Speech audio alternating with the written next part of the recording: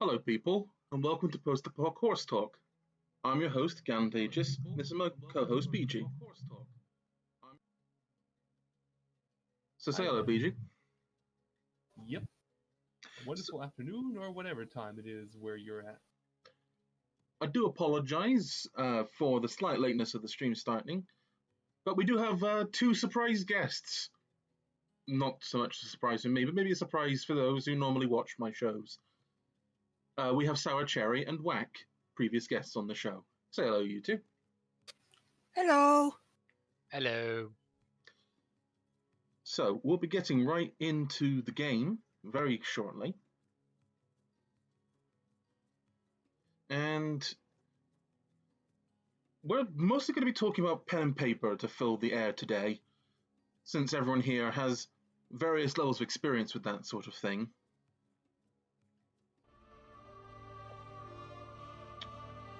So, let's get right back into where we were.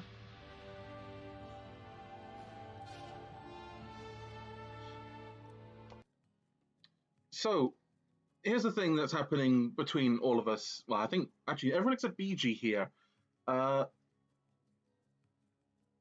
We're starting a new D&D campaign. No, before you ask, audience, you can't join. Sorry, it's closed thing. So, Yeah. as is usual with this sort of gatherings. Yeah. So, as a quick recap before we continue our conversation, last time we followed the Freedom Trail. We died a few times. We spoke about a vault, Vault 114. I rattled off about guns, and we're now in a sewer about to be ambushed by some synths. Yay. So just a normal Friday. Just normal Friday afternoon. So. Stop right there. Oh, look! You went through a lot of effort to arrange this meeting. But before we go any further, answer my questions. Who the hell are you? I'm just exploring, looking for salvage. And you just happened to guess the password to the secret door. Right. It's clear you're not with the... Those are some eyebrows. Yee. My God. Yeah, like, heard a rumor about you guys.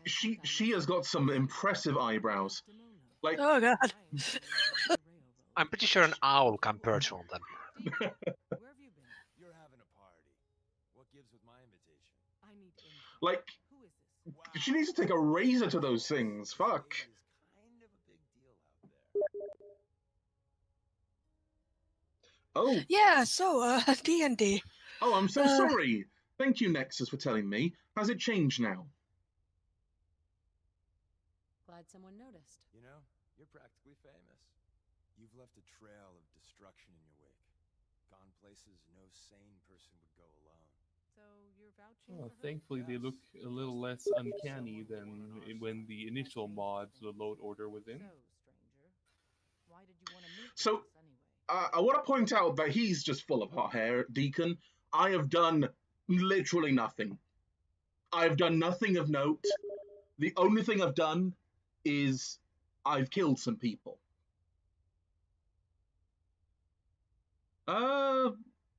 Nexus is saying that he can't hear us. Check. It looks like on our end the sound's working. Intriguing. Or should I just talk a bit louder? Probably that might be a thing.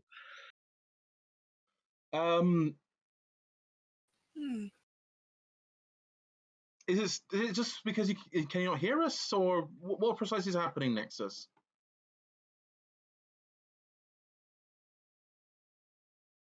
I'll boost their volume. Give me a second.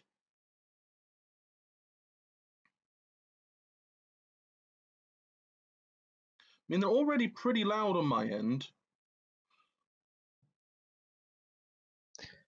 Interesting. Always love IT support at the beginning of the stream.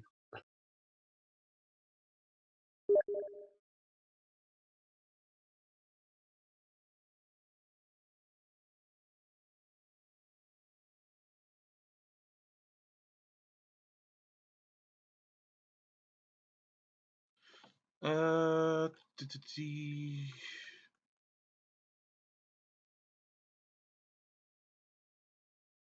Da-da-da-da. Ta-da-da-da-da-da. Okay. Yeah. Can you hear us clearly? Should probably speak so they can hear if they hear us. If last.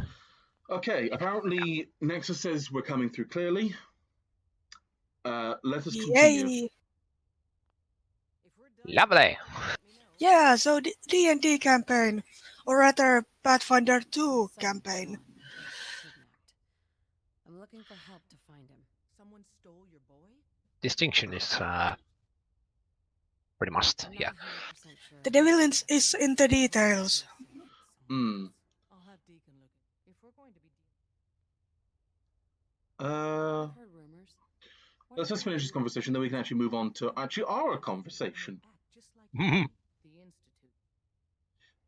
I get slavery's Sounds like wrong, slavery. and we move on, please. I have a question. Could you Yes, time to make elaborate trigger and little Answer pip what you noises. got on this. Your heart. It depends on the circumstances. There's no middle ground with this. Oh my god, I risk my life Desdemona, to you protect absolute It fanatic. makes no difference to me if it's a human or a synth. Well said. We'll do what we can to look into your mystery. Those were both non-options. Normally, you're exactly the type, but right now, and in turn, we can. There's highway or my way. No, wait, that went wrong. There's Yay. only my way. So yes, let's get back to what we were trying to say before we speak to Deacon. We're starting a new D&D group. I'd say new. We're continuing from an old one, and one person left and another person joined, namely Waak. Complicated things, people. So let's level up. Perhaps, Sour, you can say who you're playing, because I think everyone will probably like this character. I think they're kind of cool. Well, I'm playing a wizard. More in detail, I'm playing a necromancer.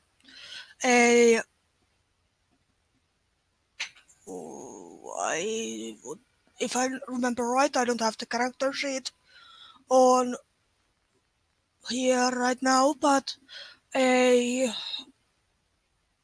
I remember right, chaotic good. Necromancer who's a half-elf, and he's a city's undertaker / coroner, as well as, necromancer. Your leader was He's very enthusiastic about how people want to be buried. He has a corpse fascination. Who would have guessed? Yes. It's like, oh, I want to know how this thing died. Fascinating. tell me. No wonder he's single. Yes. To be fair, he has time. Time to find just the right corpse. Yes, except he is not a corpse diddler. He has standards. You can't be taking it all on faith. I wanted to make a not evil necromancer. Well, Someone who's just very, very death positive. we can get onto that topic eventually, but I don't think that necessarily you have to be evil to play a necromancer either. You got my attention. I agree. Like, I've known some pretty cool, like, neutral necromancers, and even arguably a good necromancer. Hmm. Sign me up then. It's just a trope that necromancers are often portrayed as the evil villains of the multiverse type of thing. Yeah, necromancers are normally portrayed as not pleasant folk. I mean, yeah, I can see my character ending up as a lich in some point, purely out of, I Purely don't out of think I know. curiosity. Yes. Alright. And now I wished I had gone for a cleric, but never mind.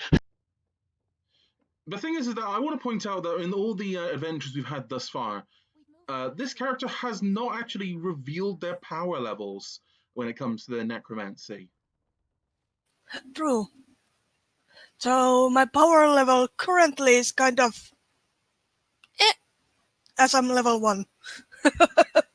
It's I'm just as squishy as every other wizard.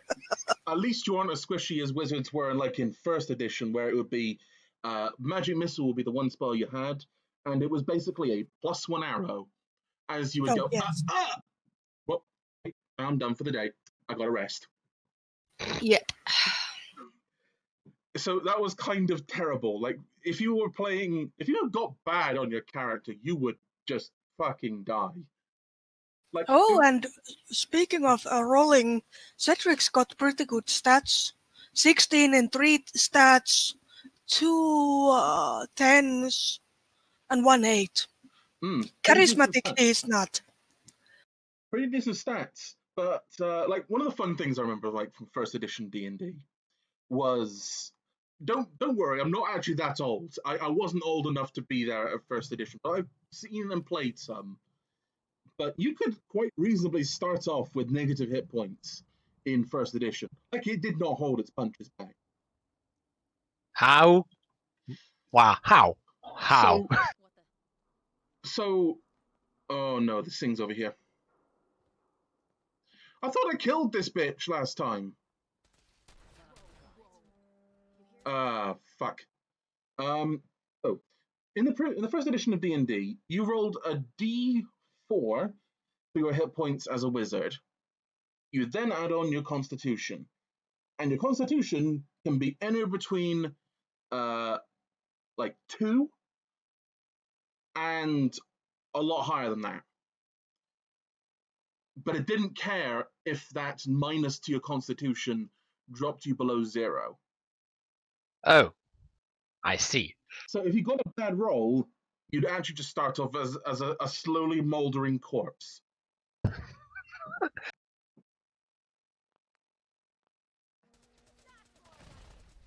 Yikes, it's not a good place for me.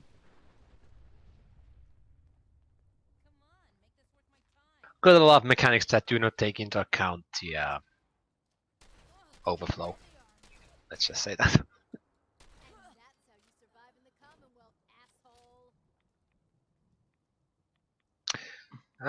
But speaking of which, thankfully, Sour's character doesn't have to be charismatic because yours truly will handle the charisma front. Yee, could you explain to the rest of us what your character is? Well, this particular character is a half-orc lawyer. Yes. Yes, because this was already bizarro land to begin with. Now let's just wander deeper. He has 16 in charisma and 14 in intelligence as well as dexterity, 12 in strength and constitution, and a 10 in wisdom. And if I recall right, he's a rogue. Yes, he's a rogue. Which means he has skills up the... Well, basically has a lot of skills. Monkey. Yes. He's trained in almost every single skill, especially in the 3 charismatic skills, deception, diplomacy, and intimidation, as well as 5 lore skills, which include legal, accounting, and guild lore. Accounting! So he knows his money, he knows his legal code. Just don't have to be on the wrong side of the law with this guy, because probably he's start piling litigation on your ass. And then pay you for the privilege. Oh, sorry, charge you for the privilege. Yes. Hey, Carla. Hey there. Trading? Pretty much exactly. Let's see what you got. And as he's a lawyer, he has some He has some university background, so he has trained with rapier and buckler, and thus knows his way with that particular type of sword. He has fencing experience. Ah, good old college dueling traditions of yore. Yep. Indeed. There is a Pessian. He's playing a dwarf, isn't he? Yep. He's playing a dwarf monk, if I'm not mistaken. With, I think, like mountain stance is what it's called, or something like that. Yeah, if he doesn't change it. So There basically, was some talk about possibly changing some So of his basically, he's character a part. So basically, he's a sorry, this dwarf just goes into a fight and just starts crab walking around.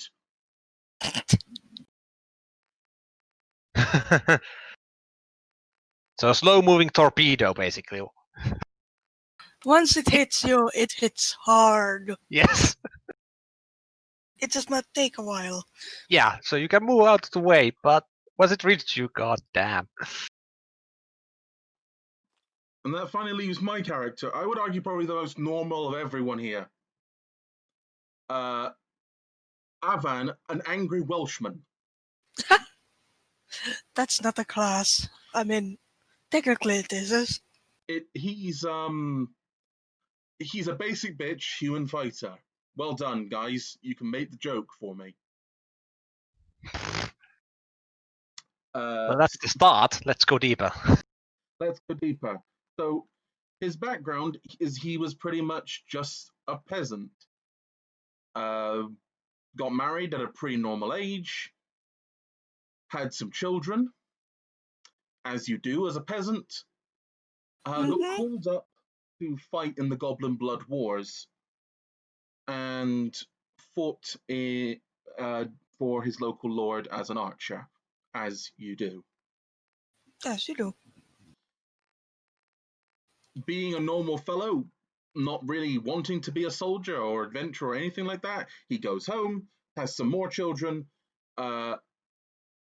Reason why he's adventuring is because he needs to raise the money to sell off his children to marry. It's still tradition that the father of the bride pay a dowry.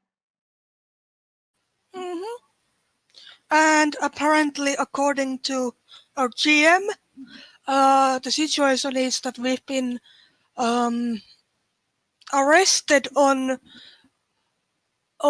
charges for various things, which may or may not be true. So you can bet your sweet ass they're probably not true. Depends on character. Well, yeah. I'm quite surprised Considering that yours somehow truly. the lawyer somehow managed to get arrested. Well, there's this thing called falsifying evidence. Oh, so he's a bastard then. Probably also falsifying records. And coming up with various bogus laws at the whim. I can see his blather skill is pretty high. Yep. And, well, mine's a necromancer, so there you go. Evil! Evil!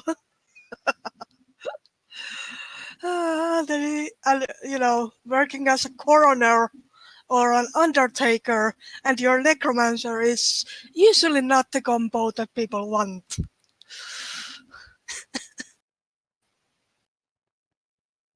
Yeah, let's say not even in the worst of circumstances. But I will say that there might be more to Cedric than he lets on. Well, duh. But no, I'm not going to say it here because spoilers. I knew there would be more to the guy. Like that's just how you would do such a thing. So we actually did have some adventures with the group previously. Didn't go as precisely we wanted it to. Yep. Ah, fuck. Yeah. I walked into that one. For the record, I was not part of that particular venture, so I have no first-hand experience on it. I screamed at the local law and made them cry. It was fun.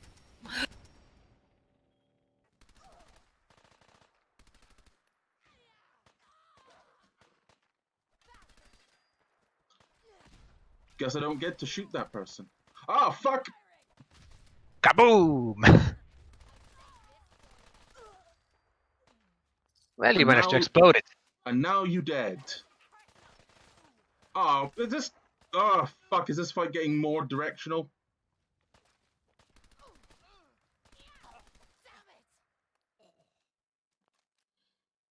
As you can see, this ain't going too well already. Eat all the cheese wheels.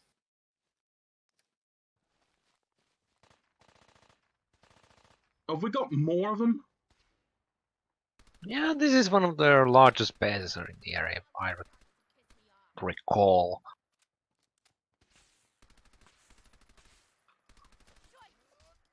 You know, I could never finish Fallout 4, mostly due to the fact that I'm absolutely terrified of ghouls. Yeah, they are quite nasty, especially with their tendency to catch you by surprise. Yes, and yikes. run at you, screaming, and oh my god, they look so horrible. Yeah, and somehow they Like, manage to... Sorry, go ahead. Yeah, I like their concept, but they're so fucking fast. So basically, what you got in my game was me walking peacefully on the road. A ghoul happens, and then there's me like no, running. Yep. I'm trying to avoid, violating TOS right now. But yeah, they have this strange tendency to be really, really quiet until they start charging at you when they move around. Quite often I've been caught somewhat unawares when exploring in new areas in Fallout 4 by those unpleasant creatures. You can call them bastards if you want. We're all adults here. Break action laser, show me that. Yee, sure.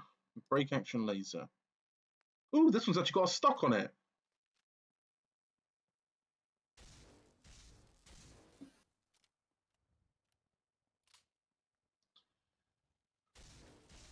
An interesting design, to say the least. I think it's cool. Yeah, it worked. I can dig I it. like it. But yeah, I'm just gonna say rad scorpions, ghouls, and assaultrons made me really grateful for kneecapper legendaries. Not gonna lie, I'm not scared of any of the enemies in here. They don't actually freak me out that much.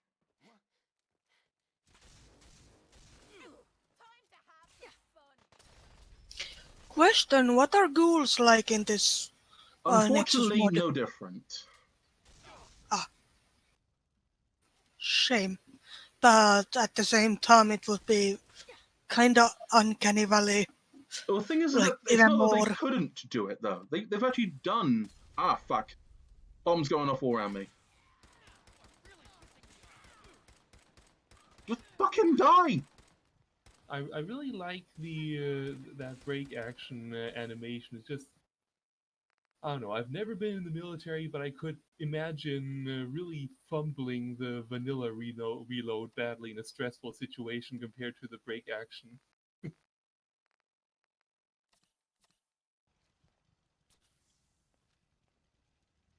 Well, it depends on your training.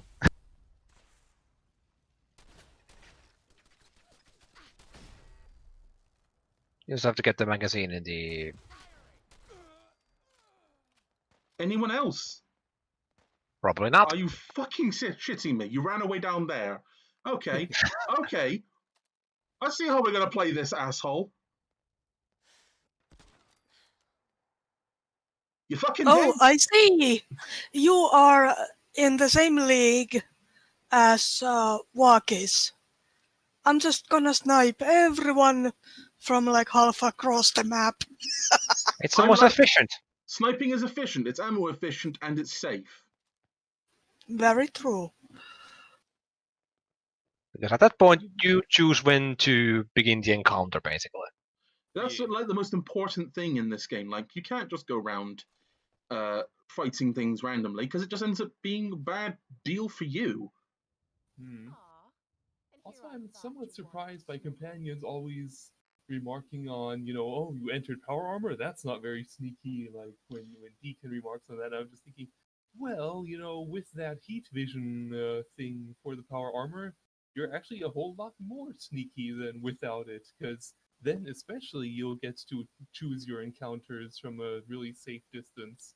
Well, it also means that Sorry, any that was- encounters you do have, you get to bring overwhelming firepower to. Well, I mean, but also your Do I want to sneaky fight a fight. bear? Yeah, No, I don't think I Yes. want to fight a bear. yeah. It's stunted. It's fine. It's a bear! I want to play the character, and the character doesn't want to pick a fight with a fucking bear. Fair enough.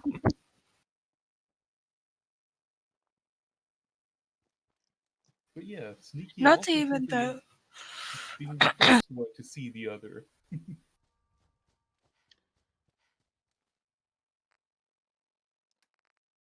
I'm going to go and fetch a bit more coffee. Excuse me, we'll be right back. There he is. Hey, Coffee is superior to tea. Deacon, is that you? That's both a crime and treason. Wasteland camo.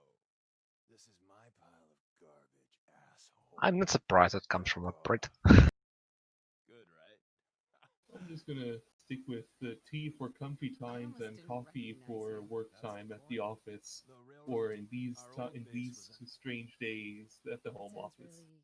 It was a disaster. Uh-huh. The survivors didn't have time to grab anything. Let's find it then. We gotta do one thing. Uh-huh. We got a tourist nearby. Sure. For now, I just noticed that Deacon is a bad pony. Yes, he is.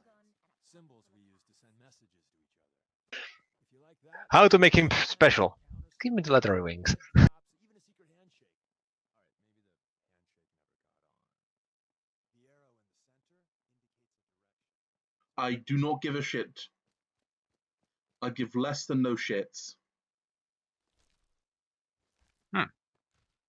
Give me the things. I demand your things. Oh, look.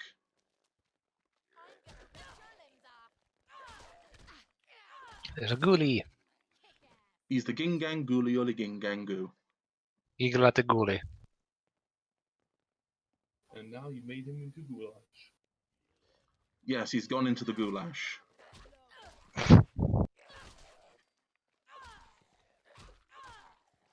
Stab the ghouls. Save the bullets. Bullets worth more than ghouls. Ah, a bus driver of taste.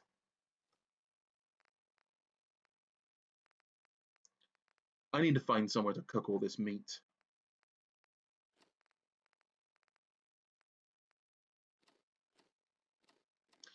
Yes, It's surprising you cannot just create a campfire on your own with a little bit of work. I know it's the engine that is sort of the bottleneck in that regard, but and I eat brain force. Wait, that's not brain force, that's brain fungus. I am back. Hello, here is our fellow.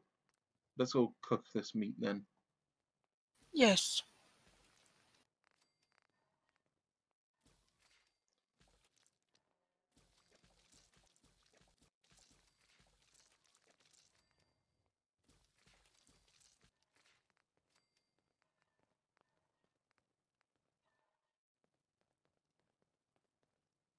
And let's steal this scavenger's things.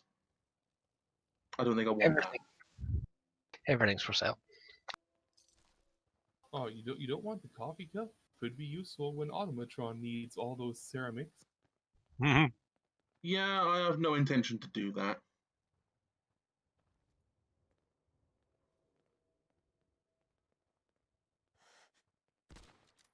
Hold up. You hear that?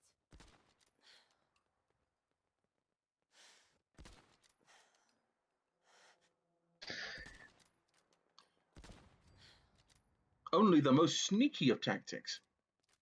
Best tactics.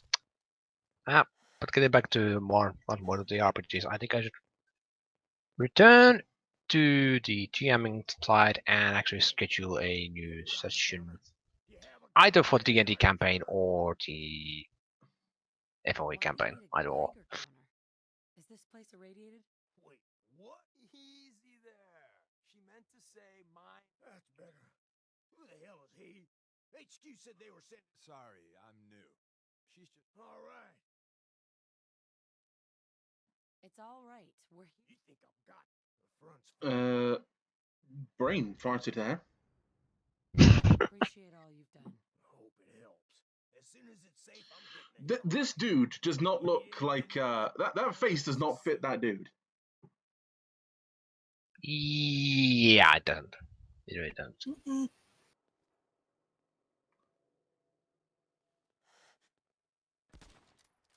We being followed. Nice dodge, motherfucker. I'm also going to have a session on 27th. So in our own system, Wasteland Ventures. So yay. Yeah, it's been mentioned before on the show. I believe you guys obviously mentioned it. Mm-hmm. Yeah, the rules, I think, though in this case I'd query on the actual setting because Yostro is not a player in that particular campaign. Yes. I can tell you, it's set in San Palomino Desert, and before anyone goes, does it start with 2 gunshots to the head? No, it doesn't. I am not intending to make it a copy of New Vegas. For example, it takes place in 40 years after the war ended. No, 100 years. 100 years after the war ended. Sorry, had a little derp there. It's all right. And This is a chill stream. yep. And well, my players thus far are a former Enclave medic who crash landed and is a asteroid. Then there's a very big heifer of a Minotaur that is size category 2, ponies are size 0, so for comparison, Big chunker, very, very big chunker. muscular chunker. Yes. He's gonna beat a motherfucker with another motherfucker. Oh Lord, she coming. And then I have an Abyssinian and a Crystal Pony Ghoul. Am I missing? Oh, and a Griffin. And together they form a kind of a business called the Handy Ponies. Basically, they do shit that others think they cannot do for themselves because reasons, and they get paid for it. Find this, do that. Could you please maybe do this and that and that? Thank you. And like I said, it takes place in San Palomino Desert in a one very tiny town called Shanshin, which is basically under Steel Ranger factions fuckery, to put it nicely. Alright, where are the mines? Because I know there are a number of mines here. But there's one.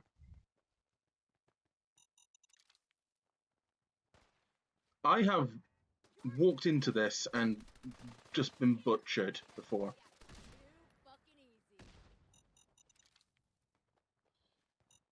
I cannot count the times. Yours truly has also done that. The same. Basically, most of my deaths in Fallout have been due to mines instead of enemies. Yep. So, the mission suggests that you can do a frontal assault. I've just done a frontal assault.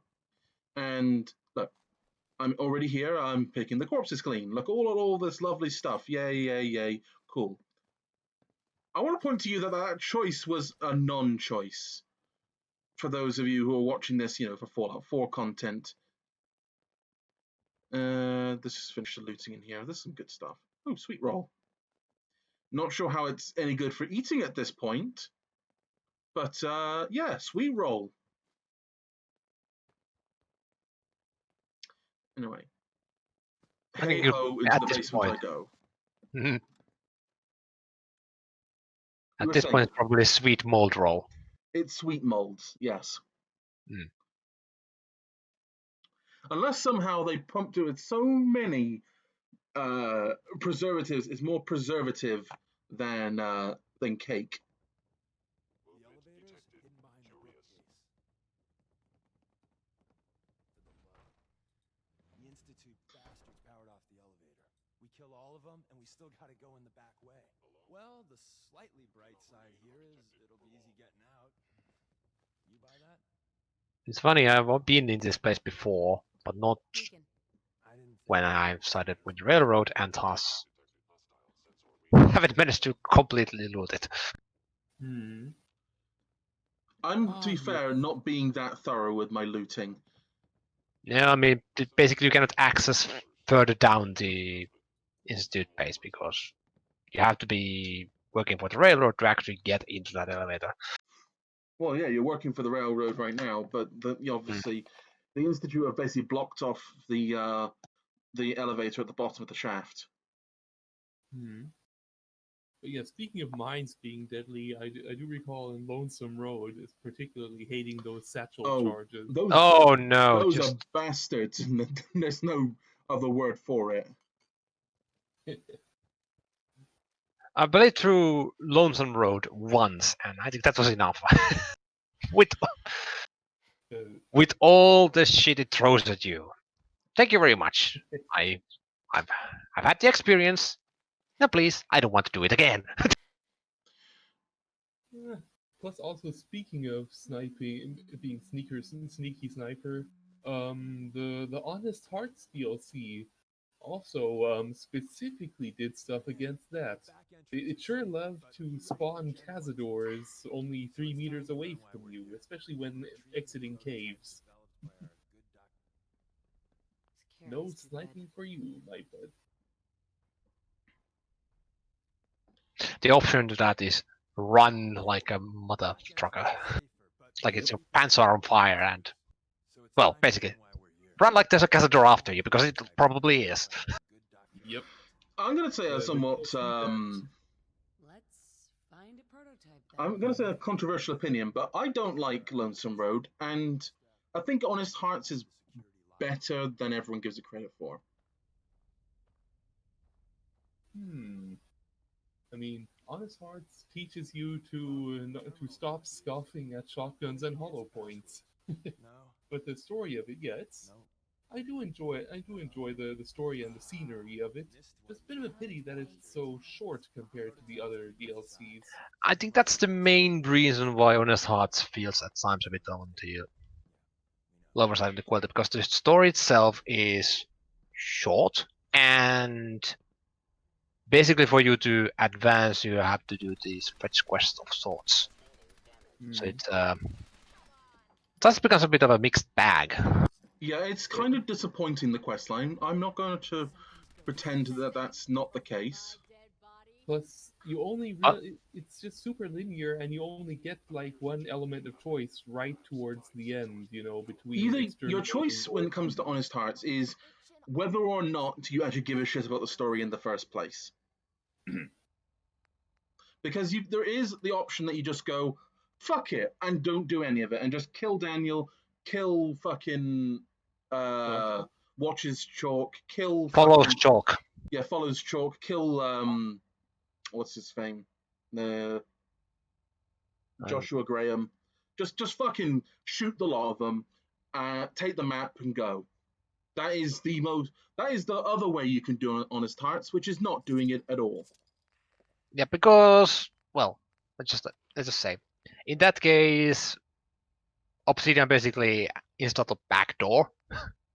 If any of the quest givers died, there would be a way to get out. It's a way to do it, but that's technically a fail condition in the entire DLC. Yeah, but the thing is, the only way that that happens is if you basically, well, fuck it up and don't just and are trigger happy. Hmm. I don't know why it values follows Chalk so much, to be honest. Because he's the one that introduces you to the area. Probably that's why. Don't know if he has any other quests related to him. It's been a while up since I touched the DLC. Hold on, let me see. I don't think you've ever seen a courser, but they're top of the line in Institute. Let's fuck up your day tech. There shouldn't be any coursers in here, but if there are, More sins. Lovely. Hmm.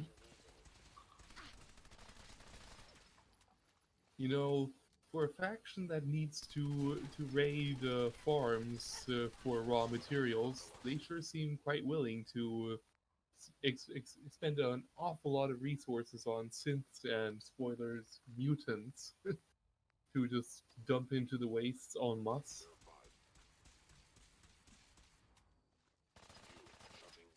Ah, I see Nexus in the chat. Yep, me too. I also accidentally shot Follows Chalk on my first playthrough. I was like, oh, he's not with them. My bad.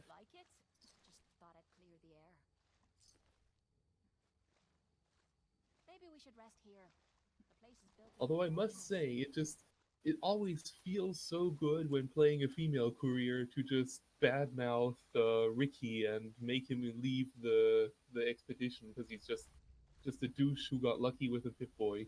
I want to point out that doing that would actually probably be the most moral choice you can make in that in the early part of the game, because Ricky may be a bastard, but I don't think he deserves to die. Well, none of them did. The ex-caravan guard lady didn't deserve to die. The caravan leader didn't deserve to die. No, none of them deserve to die. So, arguably, basically insulting what's his face, Ricky, until he leaves is probably the best thing to do, because that's one less death on your conscience. Well, I mean, but you wouldn't have known that. Yeah, of course you wouldn't have known that unless you basically become clairvoyant. You don't know that. Like by the only logic would be if you were to point to know that he's full of shit and is simply not going to be contributing much to the team on the journey is basically the only reasoning by which you would want him off the group, besides him being a huge creep. Yeah, he's an idiot and a creep and just a detriment to the party. But the thing is that it's still, I'd argue, the most moral choice that you don't think you can make. Yeah. You were saying, Sour? No, I wasn't saying anything. Ah.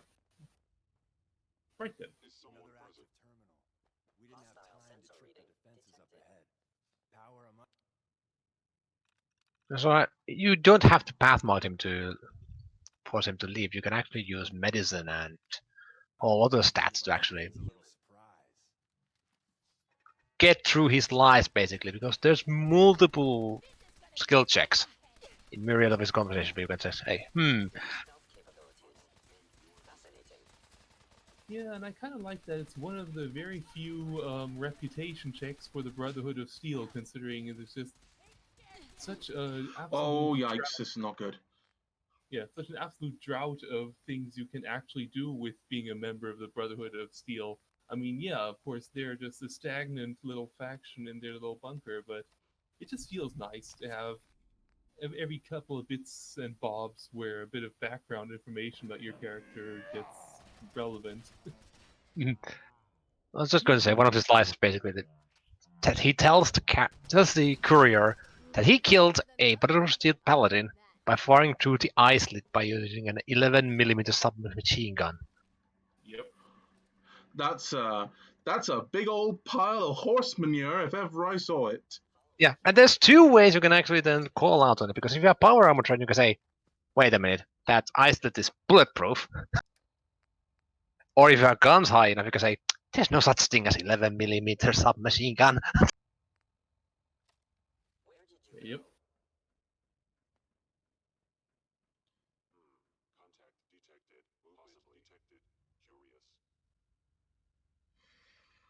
Oh. So actually, on the last episode of this podcast, we actually spoke about events that took place in Children of the Fog. The event in question was the one time the party decided to commit acts of domestic terrorism. Good times.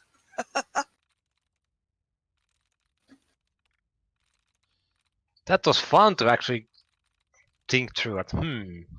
How would the local authorities actually react to these things, etc., etc.? Also, I got to play a snooty slave owner. It was fun. Sweet. I mean, it was probably fun only to me, but Well, slightly for your story as well.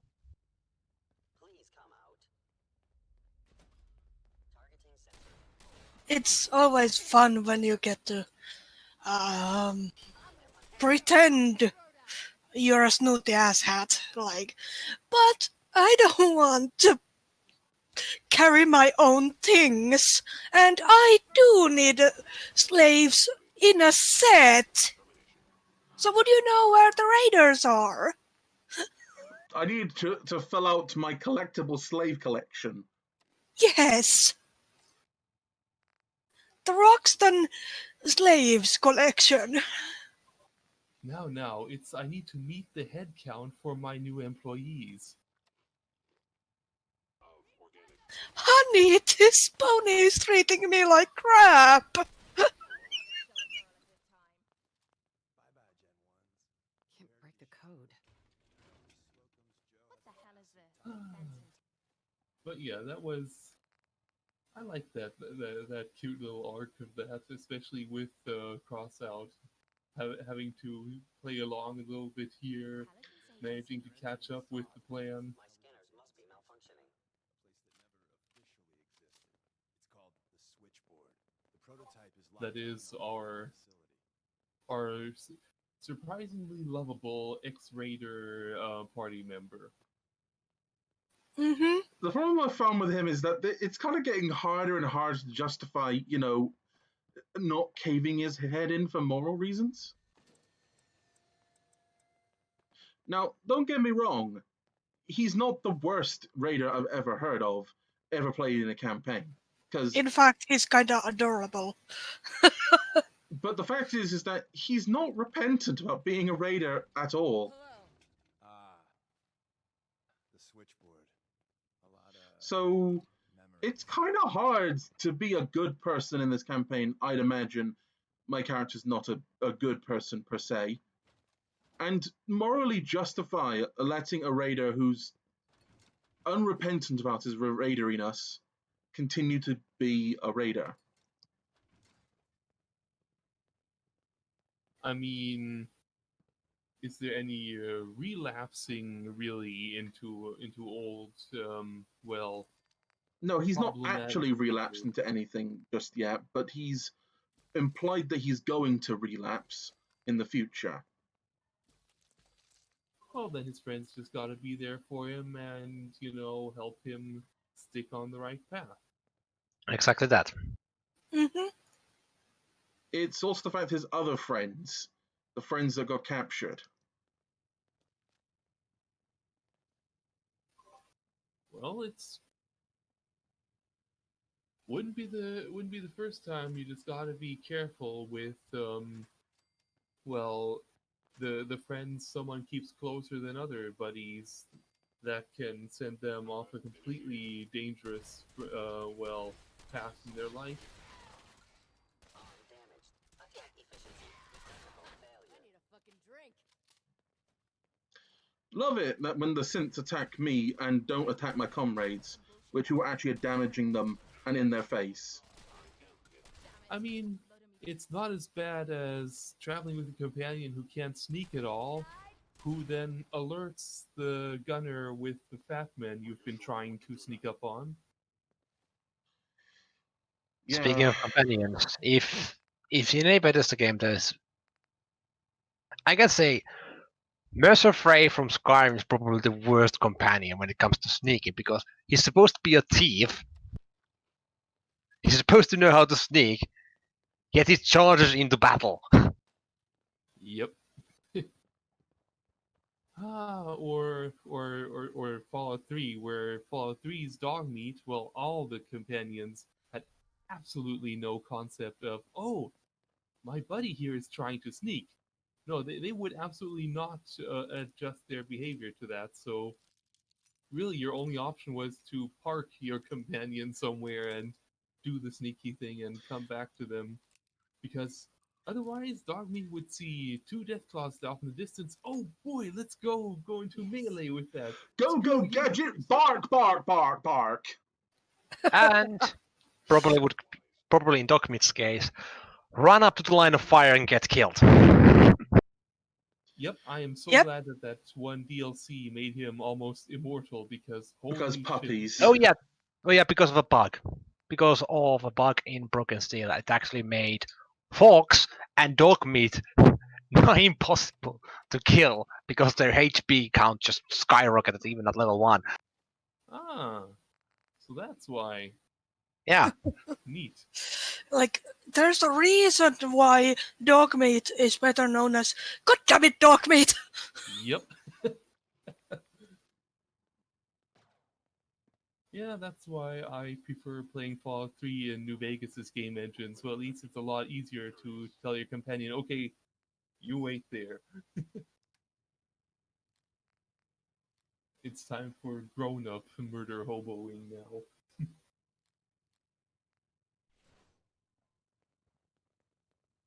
Shh, be very, very quiet. I'm not a arsler. Hmm. Hmm. Although I do say I do wish there was something like a magic system in Fallout 4, because in Skyrim it certainly made it a lot more interesting when you could cast illusion spells to misdirect the person you're trying to get around, or to, for example, pacify someone if you don't want to kill them. Although I guess in Fallout 4 the syringer kind of fills that purpose, but it's, yeah, not the most practical. kind of sort of, but it's a specific weapon that you have to. Well, you can craft this ammo beforehand, so you can prepare Hmm. to your Yeah. chosen uh, fight style, so to speak. Hmm. Yeah, it's my tool of choice when the game tells me, "Oh, this NPC is hostile now. Now you must kill him." No, I don't think I have So to. Tommy Whispers didn't make it Pack out. syringe and walk Down off there protecting our secrets. to make them non-hostile again. There. Tommy would want you to have his hand cannon. Don't let its size fool you. So here we find I appreciate it. the best 10mm pistol in the game. It did Tommy. The Deliverer. Yeah, and I like that the pistol isn't so huge and clunky. Like if you're playing as Nora with a suppressor on a 10mm pistol, that damn thing is longer than her arm. Desdemona, and she'll have to let you into our merry band. Let's see what mods we can slap on this thing. If you know what you're doing, everything. Hmm. Ooh, stealth boys for everyone. Should be easy to power up and get out since we already cleared the path, right? Don't mind me. I'm just slapping a mirror launcher on my 10mm pistol. Oh no, not that fucking thing again. Yeah, that was an amazing video by the Spiffing Brit. Yep. It was even a pipe weapon, so it was even more hilarious. Look at my pipe, Merv. I have become death, the destroyer of worlds. Hmm. And myself. Ah, Because it had one drawback. It couldn't be used in VATS because it didn't take into account the angle of the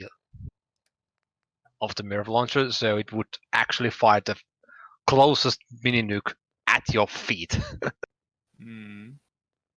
basically killing you instantly.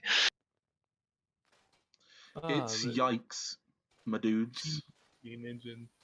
I do like that there was this one fall Equestria author who wrote a joke chapter in his fic of his main character speed running the entire fic through.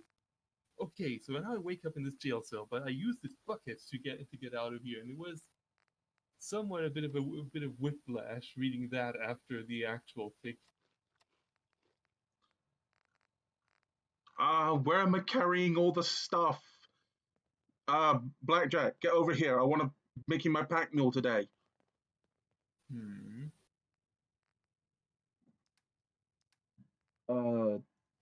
Take the things off me. I don't want to carry them.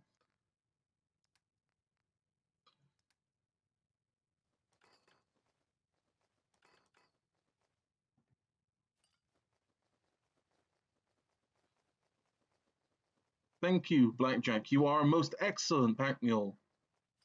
The walk of the looter. And apparently a really good one. Jesus Christ. Like, she could carry a Oh, there we lot. go.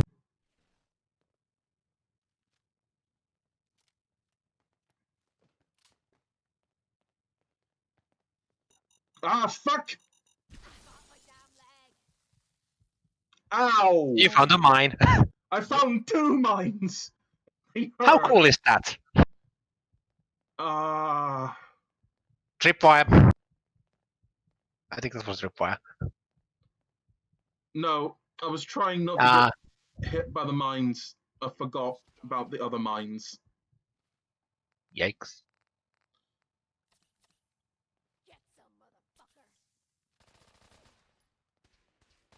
Yep, that sounds like a pretty Blackjack thing to say right there.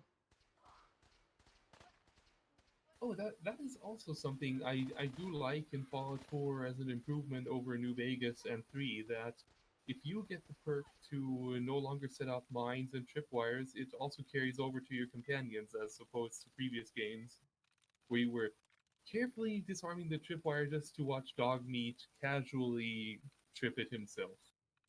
Yeah. Thank you, Dogmeat. Dogmeat, you're a most excellent minesweeper, but please stop, cut that shit out.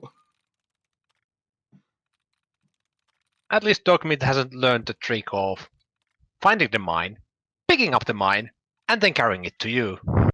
Yep. Like, look, I found a ball. Boom. Yep. I found a hot potato! And that reminds me of one of my favorite failed speech checks in New Vegas. When you tell the Legion how to disarm the NCR's mines, and when your explosive skill isn't high enough, you say, oh, you just have to pick them up really, really carefully. And then he responds, okay, then, how about you go and show us? Ooh. Calling your bullshit.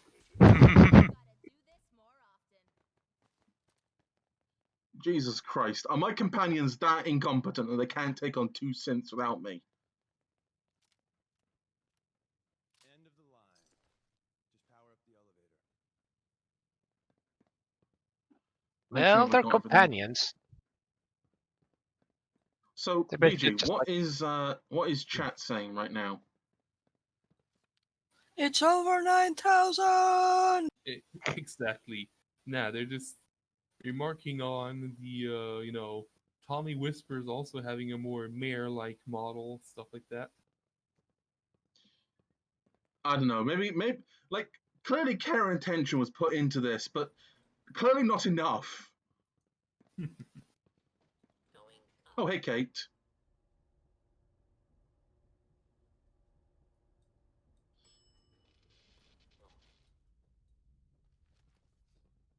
All right. So, Kat, where do you want to go from here? Like, we've completed Tradecraft.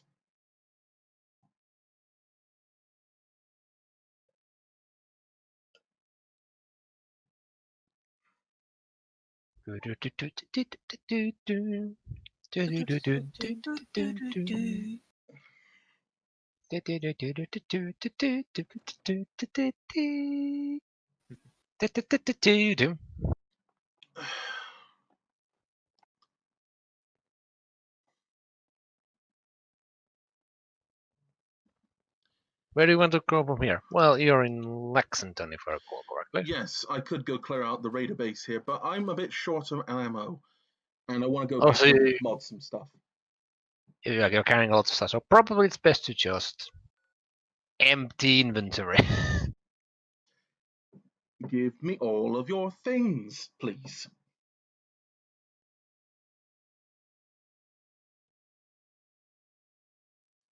Nexus in the chat says, go south.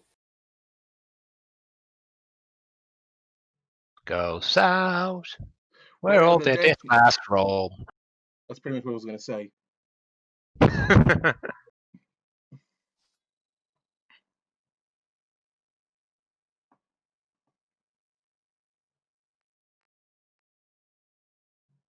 Although there's also a very interesting area up north when you think of Far Harbor. Always a bit of an interesting quest line to take. Bit of an Always early time to go to see Far Harbor. Yeah. Yeah, level 14. Yeah, no. Far Yeah, Harbor. Go I mean, west. you can... and south. Go ahead, BG. Yeah, it's just I do like how Far Harbor does let you question, doing the good Boy Scout way. Like, is it really a good idea to trust Dima if he's, he admits to murdering this person, and you basically he sends you to murder another person to replace them. So you're thinking, what would stop him from doing that again? Since in his mind it's established as a peaceful solution. What's to stop him from eventually replacing the sole survivor with a synth? If they have some little hang up with him over his island politics.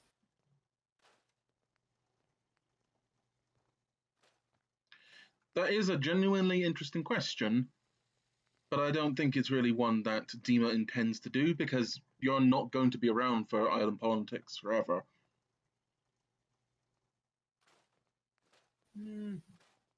Yeah, but not just the sole survivor. Really, anyone on the harbor who might notice, hey, Avery isn't dying from old age after so many decades, and neither is Texas for some reason.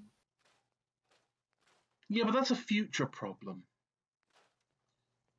Yes.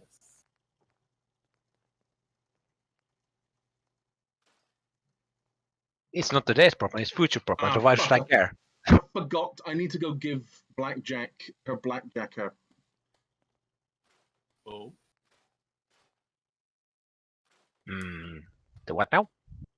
So earlier in the series, we had a shotgun which used a double-barreled shotgun, and we put an automatic fucking receiver on it. Magic. Oh, the double barrel shotgun with break action and automatic. Yes, let's see if I've got one in here. Video game logic.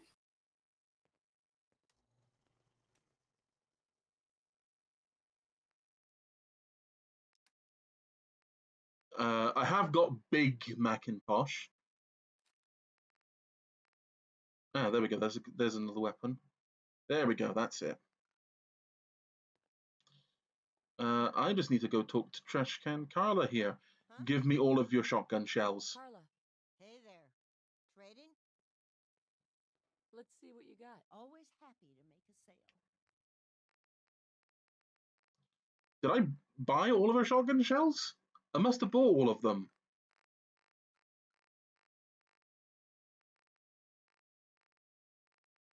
You can sort by category by clicking on the arrows next to his name.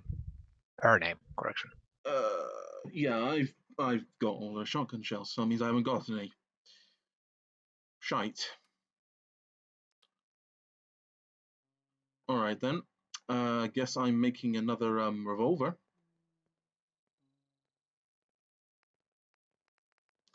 So let's give our scattergun a little look.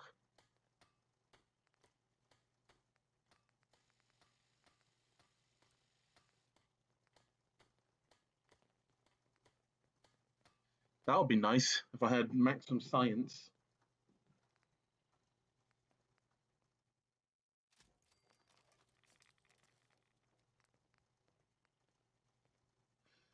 That's jank, and you know it is.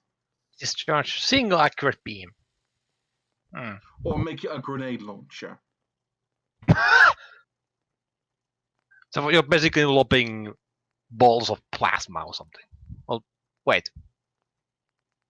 No, it's a laser weapon. So how does it work as a grenade launcher then?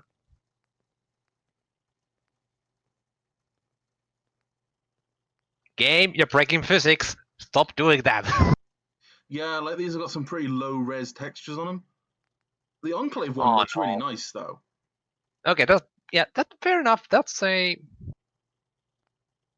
decent. Hmm. Let's see what Deliverer Yeah, has I'd on buy it. the lobber on a plasma maybe, but not laser.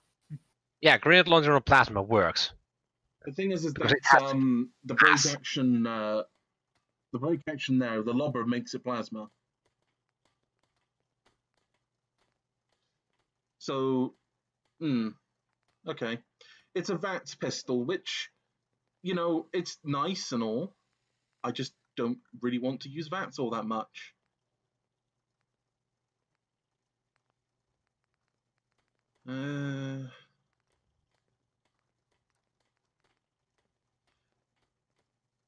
Excuse me. You turn this into a laser revolver. Please, carry on, game.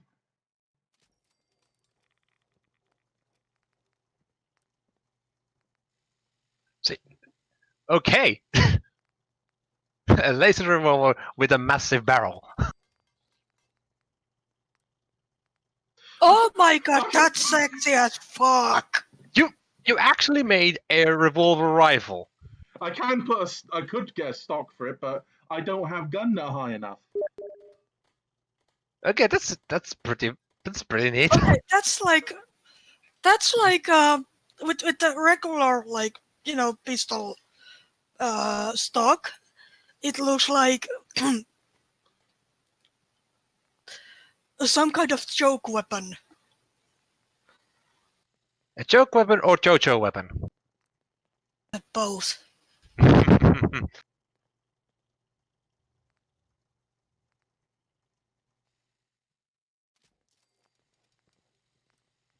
This is also bullshit. Like, why can't you make a stock before Gun Nut 2? This is nonsense. Game, why are you fucking this terrible? A stock that is a piece of wood. You have to be more experienced at than making some sort of automatic modification to your gun. I like the break action laser, but I want to wait until I get the most powerful version of it. I think I will stop this away. Also, Nexus, can you please stop sending me messages on Steam? If you're going to send a message, send it on Discord, because it will appear on the stream.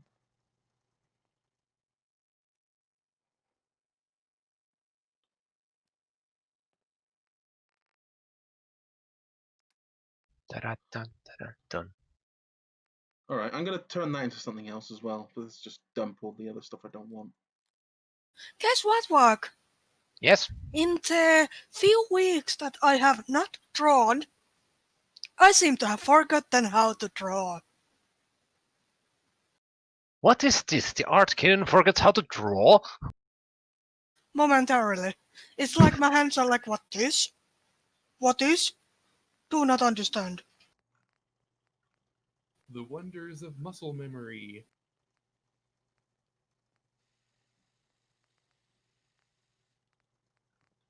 Mostly I feel like it's like, what is anatomy? I'm like, fuck!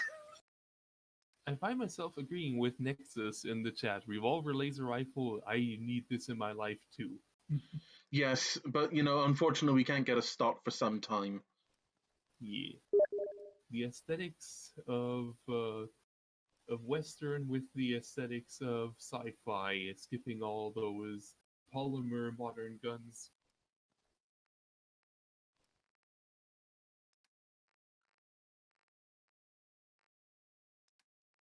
Okay, let's...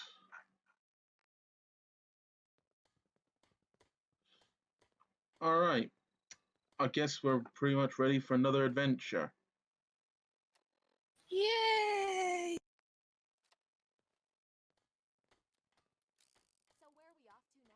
Oh, that looks cool. It's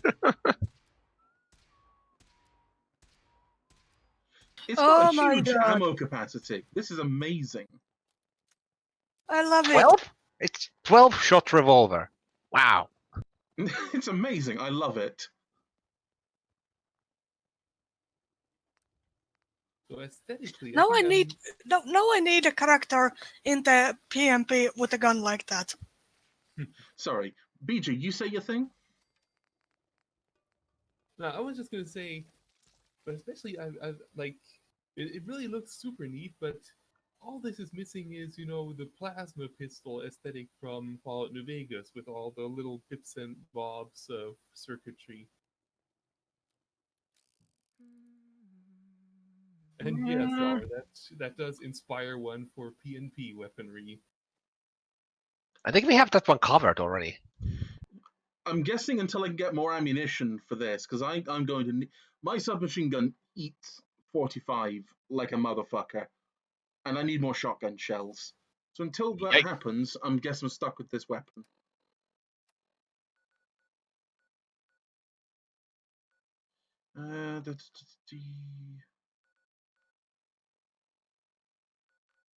So yeah, Sour, we actually have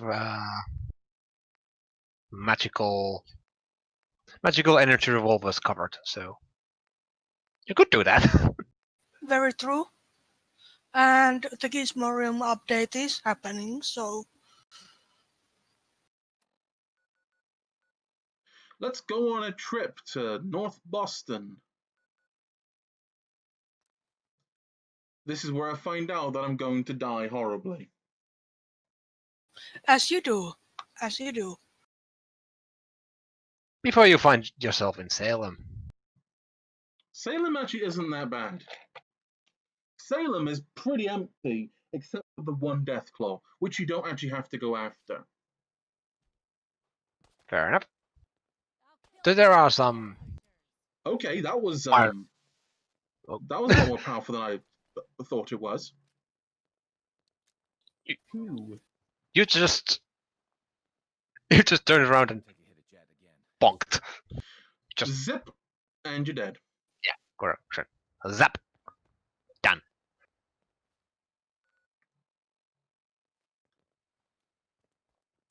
Only thing better than getting pissed is picking a fight. Am I right? Could you be any more Irish? Nope. I think yes. You just have to give her a potato. No, to make her more Irish, you give her no potatoes. Hey.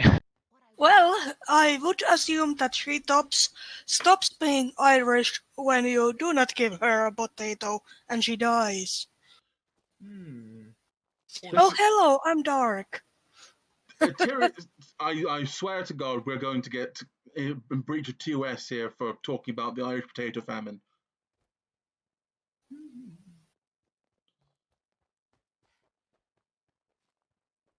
But that's history. Swore I heard something.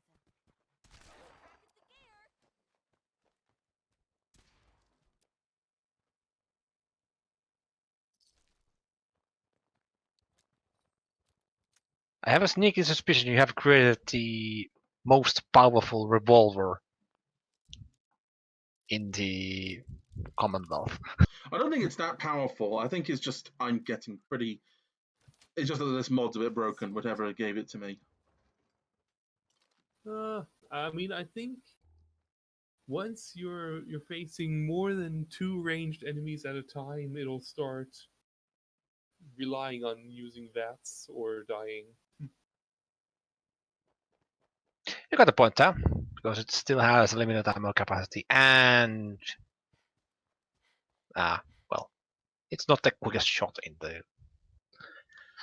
your arsenal. You know, if I keep going this way, I'll quite likely come across Covenant. Oh yeah. And if you keep going, you just might find that settlement with a certain missile launcher wielding Muti inside it. Hi there. Also, if you're unlucky enough to venture too much north, Oh you'll find. no! Oh no! Oh yeah, or you could fight this instead. Yes, And my face! die horribly doing cartwheels into oblivion. That plasma grenade was just perfectly comedically timed. Oh, your head was popped. Okay, let's just toss a plasma grenade just to finish the job. Hmm.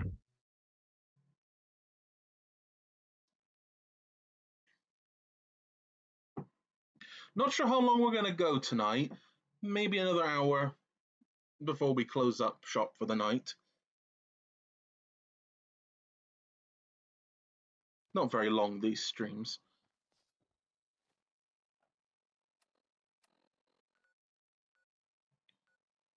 Yup. Let's have that delightful raider again, so I can zip him in the head.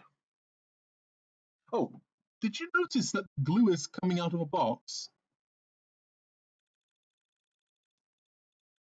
Hmm? Look, Oh, yeah. it's inside of a box. It's embedded into the box. Yeah. He ain't here. Shame. Actually, thank you for the fusion cells. I will take those extra 5 corpses.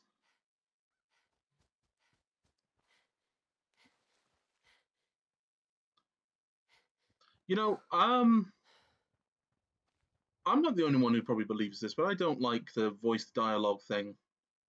I don't like the dialogue choices you get in Fallout 4. They're kind of bad. As things like 90% of Fallout community. Yeah. But yes, I agree. It's not a contentious statement. Okay, I'm just going to say my bit on that. The voice protagonist can work, but at that point you're basically limiting yourself to a character, a very specific character. Then it can work perfectly. But as Bethesda games tend to be, that you can create your character, or almost any kind of character, then the voiced protagonist becomes a hindrance, because it starts to put words into your character's mouth that don't actually fit or don't work. And also combined with the dialogue choice tree or wheel, which was basically designed for consoles in mind, and also the limited voice lines for the voice protagonist, because too many lines for a voice protagonist, it gets pretty expensive. Mm-hmm. Mm-hmm. Yeah, it's a shame, really, but at the very least, using something that removes the voice lines and puts in new dialogue choices kind of allows modders to fix that to an extent. Unfortunately, the somewhat limited quest branch options they remain. Yeah, because they were designed around with the already limited voice options, so it's a package that requires basically an entire overhaul to be something much more closer to a Fallout experience than it currently is. Hmm.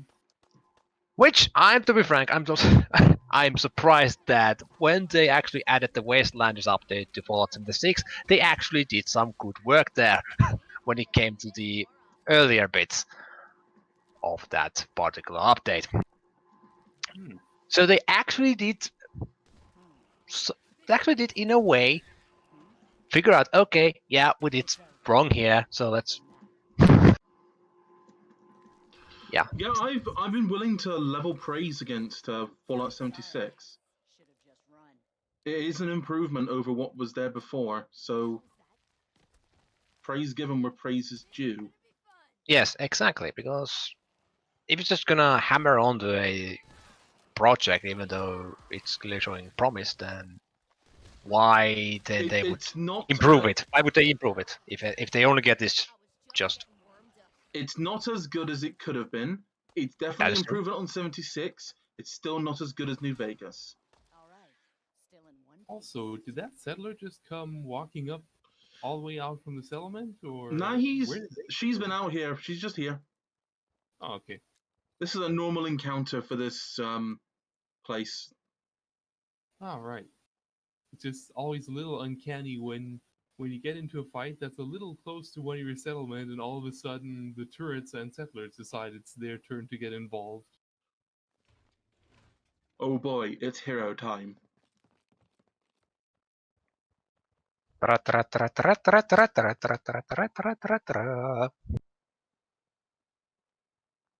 Yeah, a miniature, very weak and incompetent army.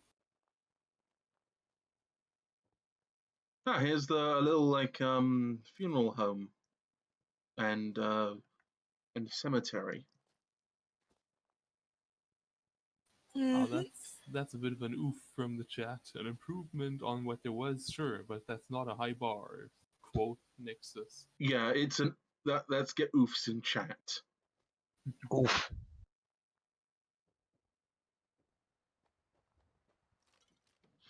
Who keeps explosives right by where they sleep? Someone Good who's question. sleeping through their alarm clock and showing up late to work. Where you accidentally just, you slam your alarm clock and then, oops, I was an explosive. Well, at least you get a head start to your commute that way. Fucking. Did you think this was a Ah, good that idea, bitch? Did you think this was a good idea? 3 heavily armed individuals, and you attack me with a switchblade.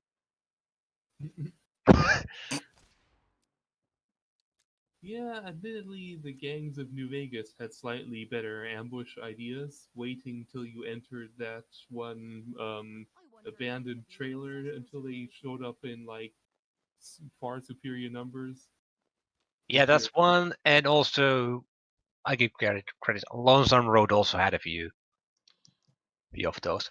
I I'm mean, you not. just walking into a bus and then, boop, hello, there's a death claw on that bus now. Yep. Fuck you. Exactly. Alright.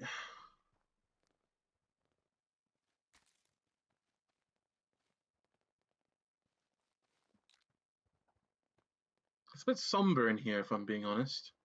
I'm not talking about the writer.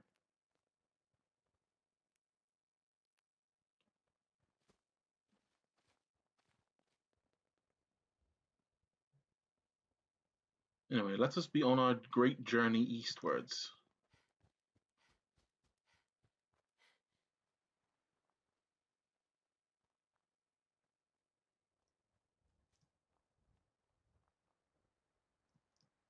All that rugged terrain.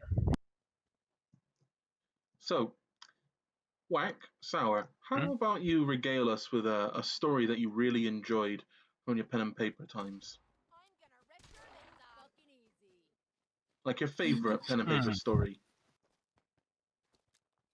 Yeah, can you repeat that? Could you perhaps regale us with your favorite pen and paper story? Favorite.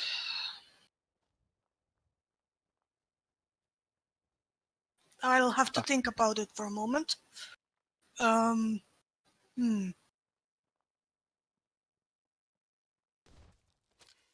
Oh, fuck! Woo! Hello! Yeah, I must say, rat scorpions are my least favorite enemies to fight. Not in the least because for melee characters, they are so annoying.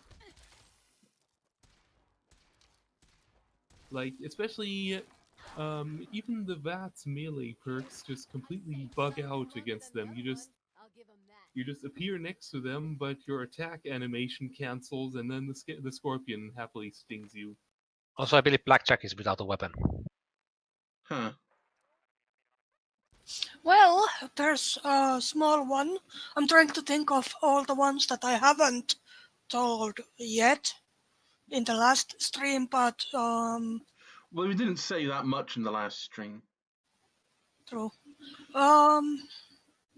Well, let's go with a campaign on Wasteland Ventures, where a certain hippogriff decided to, try and convince slaver who had lost everything in his known life to them.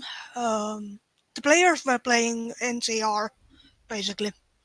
And they went into this farmhouse where this slaver that they had met before and had previously killed his mother, who was also a slaver, so no karma loss on the kind, and kicked his cat accidentally and killed his dog. So basically, this slaver dies, has a huge grudge against the party. And he has gone and gotten his raider brother Slice to try and get revenge. Also, let me add that the party's hippogriff also smacked them to the head with her rifle. Oh, yes. And because of that, Dice's, the slaver's jaw was kind of bandaged and, crudely put back together. So, yeah, a lot of grudge there. So an ambush happens and a fight happens. And, well, it turns out that poor slaver boy Dice was kind of black sheep of family and was kind of mistreated by both his mom and his brother. So the and fun thing to note is that they killed his mom with I think laser or plasma rifle, Plasma? like plasma. So basically, her mother in his eyes became like a blob of goo, and then they kill the raider brother the same way, which makes the slaver lose his shit. And, well, our charismatic, very fightery hippogriff then decides to start strangling the slaver, like, they aren't your family! You don't have to listen to them! You can find good people! Like, convincing. Eventually, the slaver did lose consciousness and was taken to NCR prison, but just the juxtaposition of words versus actions. You don't have to listen to your family if they're shit. I'm sorry, I can't understand you on account of being throttled. Yeah. I fail to see the moral argument because I'm currently dying after having all my family murdered. Yes.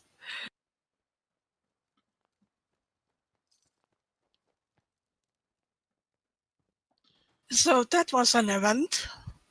Also a less fun one, but definitely memorable. In the same game later, another character decided to basically bum rush the raider settlement. Imagine seeing this lone, kinda heavy build, like plump build unicorn charging alone into a group of 20-something raiders. Oh my god. And imagine like alone screaming. That guy is either mighty brave or mighty stupid. Well, we went with stupid. You see the two slaver bosses who were arguing at that point. Look at the PC running at them and raise a shield, a magical shield, just in time to hear the splat.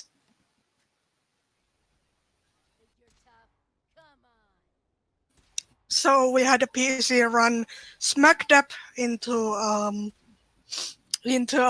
magic shield alone. He's a That mighty was a brave dumb idiot. choice.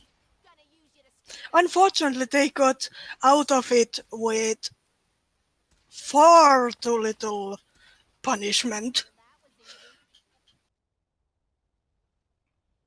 That was underwhelming, Deathclaw.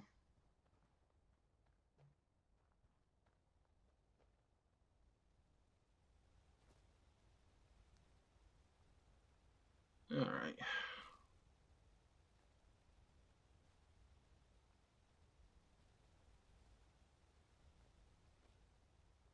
So what about you, Wack? I'm still pondering because there's years of stuff I both played and GM'd, so picking the favorite is a bit of a hard one.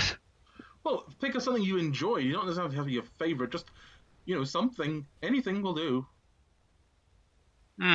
All right. Yay! Into the hole in the ground. Ah, for fuck's sake. Are you kidding me? It stinks in here. Gee, I wonder why, Kate. I wonder fucking why.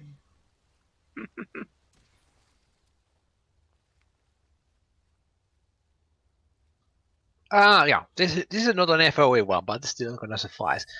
We were playing I think it was Pathfinder the first edition, and I was the GM on that session, and the group was a bunch of thieves working for the Thieves Guild of a local town. Oh yes. One of the quests led the group into the archives of a local city office, and they were looking for some specific archival evidence and such. And the group's bars managed to actually get the particular information, but didn't actually find out what happened to an earlier thief who was sent to that particular location. So once they returned back there, they find out, oh, there's a few droplets of blood at the doorway that leads to the cellar where some some pieces of archives are actually held. So a little bit of breaking and entering, and going down the stairs, they scour through the basement of the building and eventually find that there has been built a shrine, and at the foot of the shrine lies the body of the thief they were looking for. As you do. As you do. On top of that, there was a bit of a smaller devil sitting on the shrine. That was an Ifrit. Of course, they didn't come alone, so there was a little group of them. At this point, let me just say, it became a bit of a hard fight because Ifrits notoriously are resistant to physical damage, so magic should be the one to go for, and the party lacked in the magical department. Yep. That's how it's done, boys. So it became a bit of a slugfest, but in the fighting, it was actually Sour's character, the Tengu Ninja, if I recall correctly, Yep. who decided to dive under the table to get some safety, and then with a bright idea, and really bright idea, decided to kick on the table to smash it against an Ifrit that was flying above it, menacingly giggling. And shouting at me. How dare it? Yeah, basically throughout the fight, every single Ifrit was shouting little pieces of chests and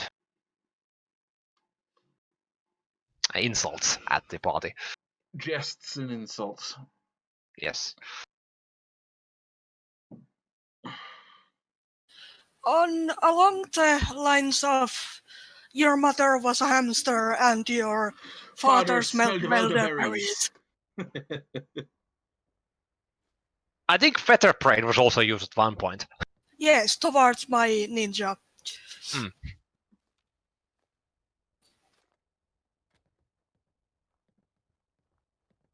Like I mentioned, it became a bit of a slog, but eventually the party managed to get through it, intact, a bit bloodied. I can assure you right now, Kay, I am not looking at you in anything other than a platonic way. Yet. I'm not into that. Well, Little Pip's into that, I'm not. But didn't you say you're playing character?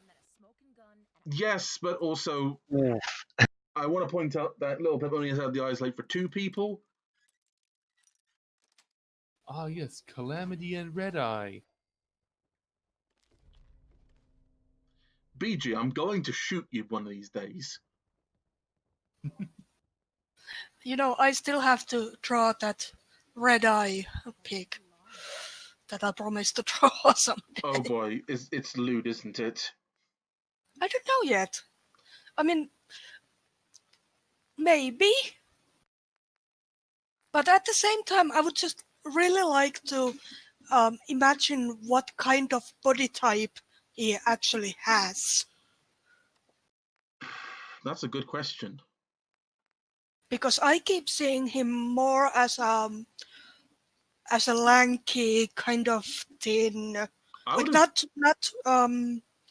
like deathly thin, but more if I'm being honest, I always just saw him as pretty average. Like there's nothing particularly special about Red Eye.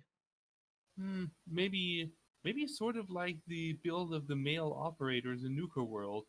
Lanky, but still looks good in a suit.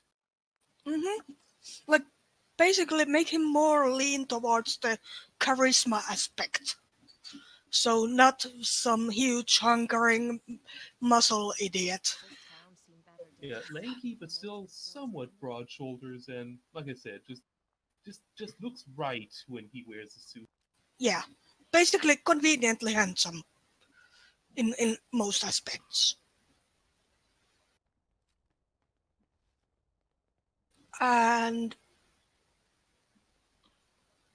I think it makes a nice contrast to Little Pip in particular, who is small and kind of stocky, I think. Why you explain In your comparison. smallness? Well, see, yeah.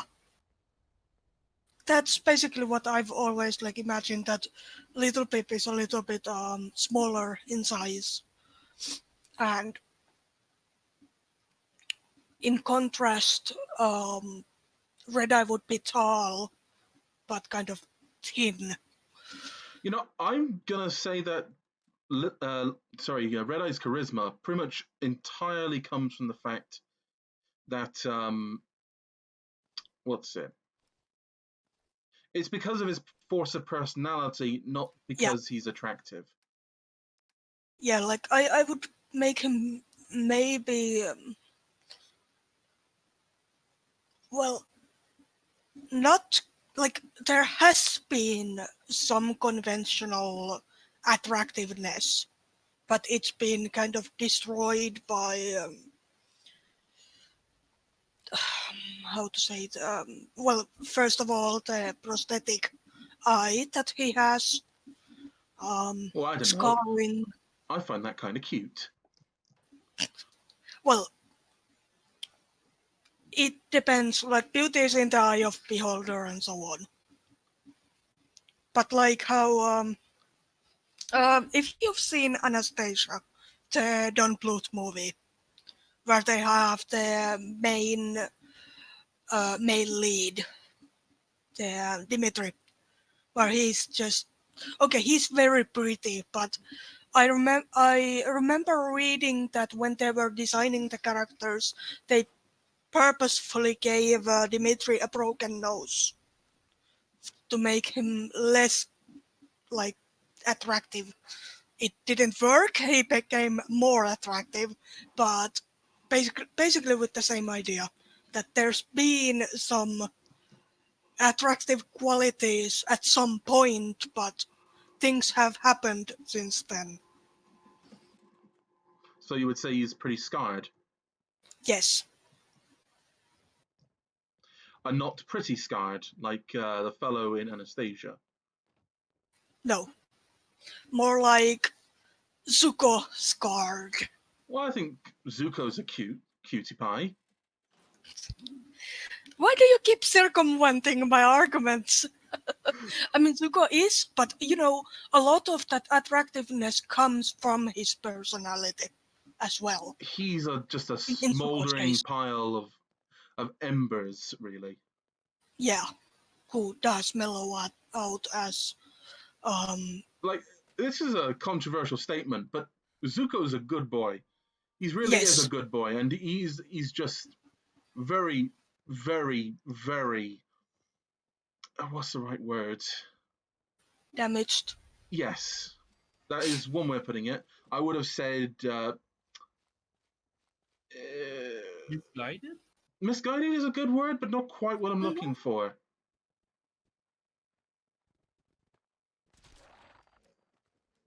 I would have said he's.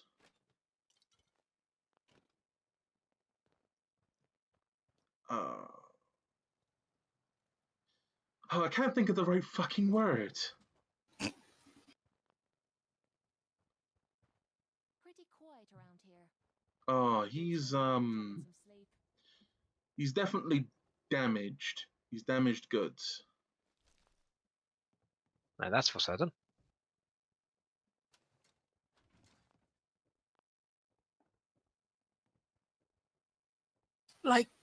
Okay, speaking of Red Eye, I think the Red Eye in Marky number 7's cover is too Malevolent? stocky. No, too stocky. I believe Red Eye is a person who thinks he is just and with good goal.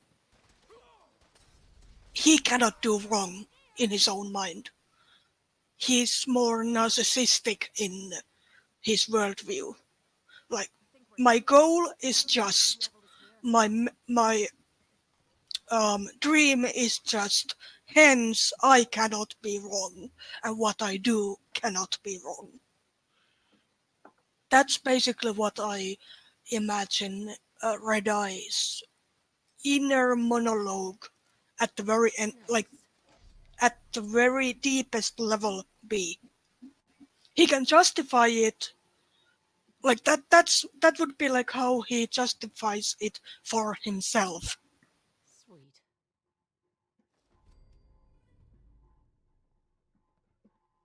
And I want to kind of reflect that in designing him. That moral confidence in himself. Yeah. He's a character that is morally confident in his justification. When compared to how I headcanon, for example, the another tyrant, the canon tyrant, Sombra, is completely different. How I headcanon him is someone who is so bitter and so angry at the world that, But he also exudes unnatural charisma. yeah. But at the same time, he finds that there's some insecurity very deep inside. Very, very deep inside. An insecurity that you may find very deep inside yourself at some point. Yes. While I think Red Eye doesn't have that insecurity. I would make that the difference. That's basically also why it makes sense that in Marquee number 7, Philadelphia is such a horrible place where slavers are like absolute shit to slaves. Like, because we've already discussed this on our Hearthwarming special. That's very true. I don't know how it got to this. Sorry. Our Hearthwarming special kind of just pointed all this out, really. I suppose I just went deeper into Red Eye's character in this monologue, which would be actually really interesting to see some of the events unfold in Red Eye's view, by the way, which would be interesting. Because he's definitely a character that you'd want to see how they work. You know, it would be nice to see a Red Eye before he became a bastard. Oh, I don't tiny think, baby Red Eye! I don't think he was always a bastard. I'm pretty convinced at some point in the past he was not only a good person, but someone who actually wanted to better the world. Yeah. Ambitious, definitely, but not necessarily originally a bad person. You have to go pretty far to find for that particular. Yes, very far. Maybe I do, but I would like to see that at some point. Like, I want to find out what broke him and stopped him from being this clearly good person that left his stable, that tried to better the world, that became this slaver overlord. Yeah, and I just kind of want to see what really made it happen. What was the point where he realized that one pony is not enough to change the wasteland? It's a Smiling Jack situation. Handsome Jack. Sorry, Handsome Jack, sorry. Yeah, everyone knows who I mean. Smiling Jack. You know, if you've played Borderlands, the pre-sequel, and the game, you would know that the reason why he's such a bastard in Borderlands 2 is entirely because he was consistently being betrayed over and over and over again by people ostensibly on his side. Mm-hmm.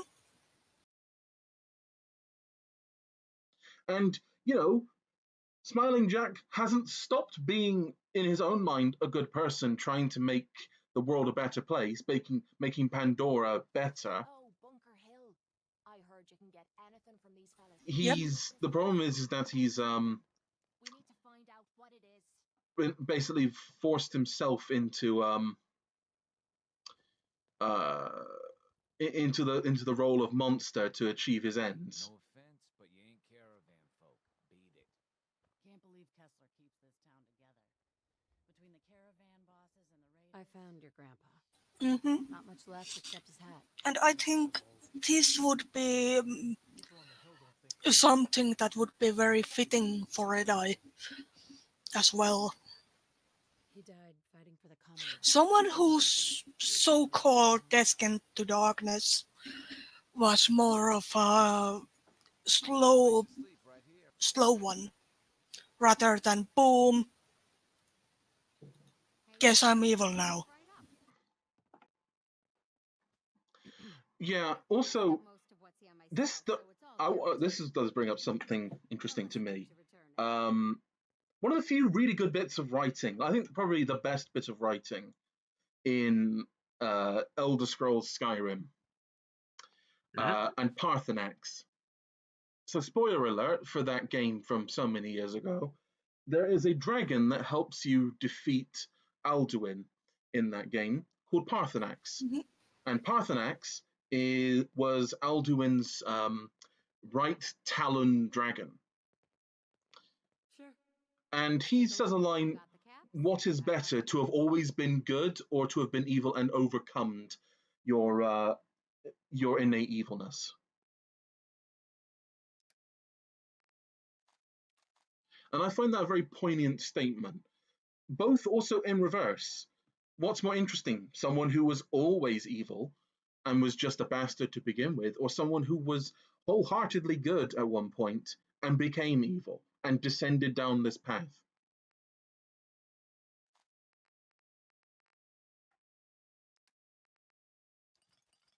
So, yeah, and I think that's really cool writing on the part of Bethesda there. Yep.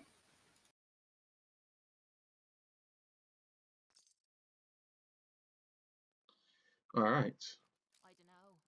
It might look safe around here, but I'm Let's go kill some things up at County Crossing. I'm pretty sure that's about here, I think. keeping me gun handy, just in case.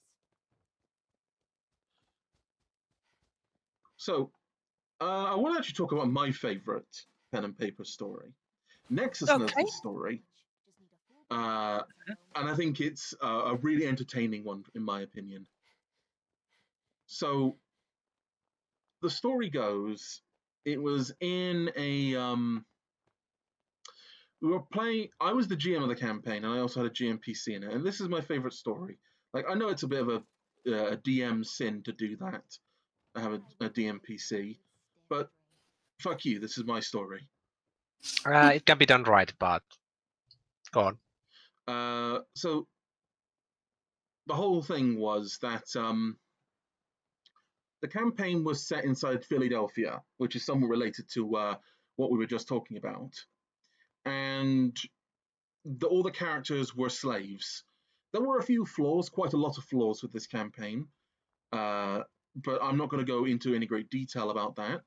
So where are we off to next? But the whole thing was that we had a mission to basically just scavenge for people for the slaves of Philadelphia, as is you do if you're a slave. You know, it's dangerous there. Steel rangers and monsters and other things that go out there. Why waste perfectly good slavers when, you know, slaves will do just fine? Mm-hmm. So our party was basically following the river down south when they basically encountered a slaver blockade over a means of crossing the river. The slavers, suspecting that these are either raiders or escaped slaves, open fire on them. Again, seems pretty reasonable to me.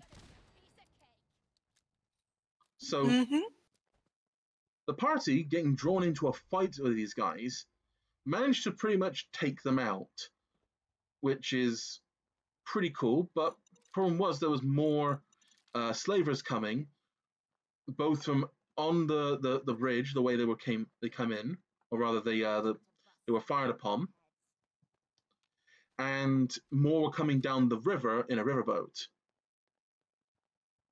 So the party had a moment to decide what to do.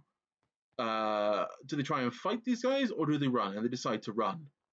Again, that's a pretty sensible thing to do, and I highly recommend that they did it. But the party didn't want to come away without any loot from this. So what they did is they recreated the attack of the body snatchers. And they just they stole the entire garrison on that that they had killed on that bridge and ran off into the ruins with them.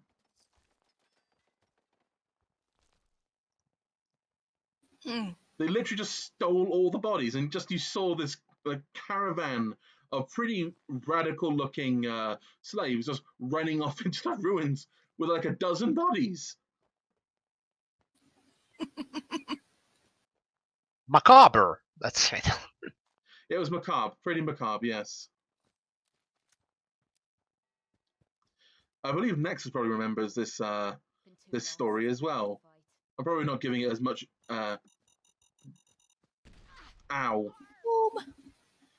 or too much of the due deference to the story that it deserves.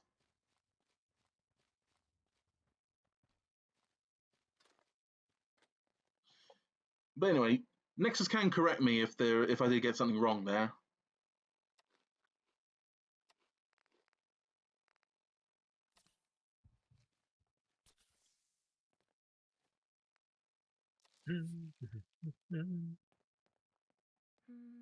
Be right back.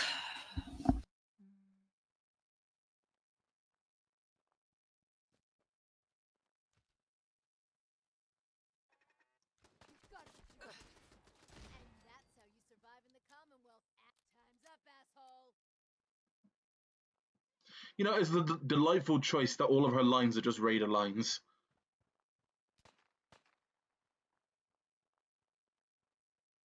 We got this. Keep going.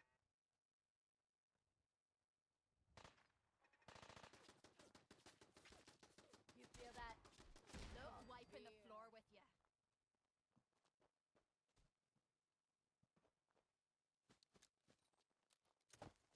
I'm trying to recall what is this place. This is the National Guard training facility. Ah, that's a mine. Got it this time.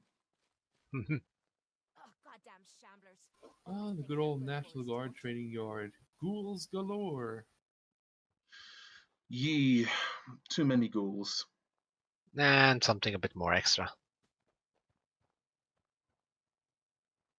Lock's really strong. All right, let's get some food cooked.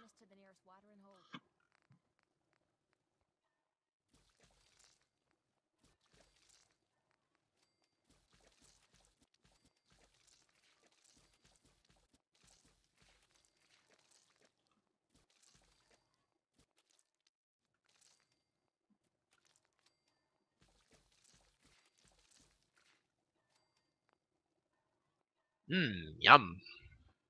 Dog roast.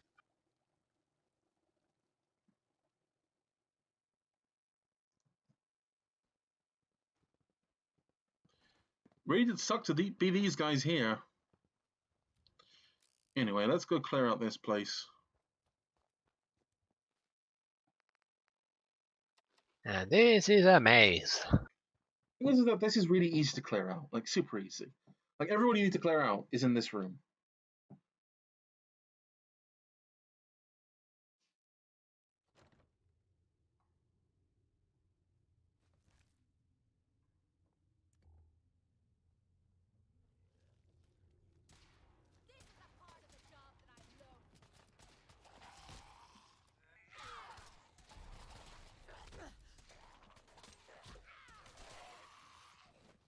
Nexus mentioned something about Quake's Milk Quest.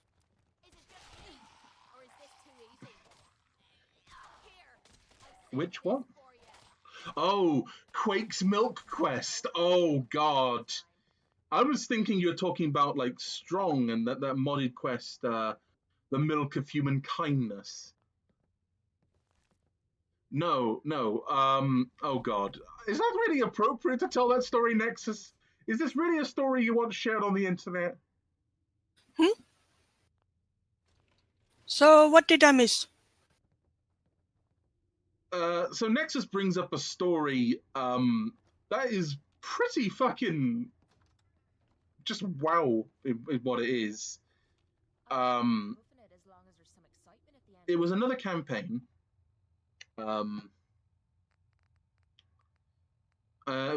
It was called Black Sails, if I'm not mistaken.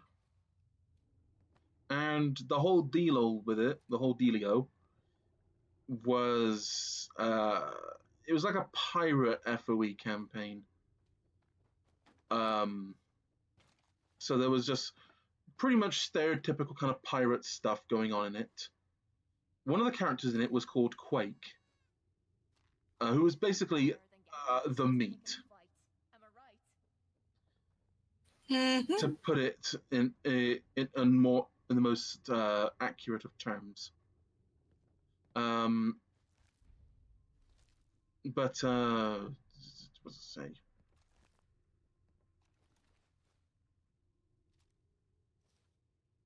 What was I going to say? So the whole thing was that he really liked sugar apple bombs, as is you do. Mhm. And he needed milk for his cereal. Of course, you cannot have cereal without milk. Indeed. Indeed, it is a common convention that you do. But this is also islands where, well, there are some Brahmin. I don't think there are any Brahmin on this particular island. And he still really wanted his cereal. And He's going to go lewd. Is yes, it? yes, it is. So to fulfill his desire for milk, he went looking for a pregnant mare.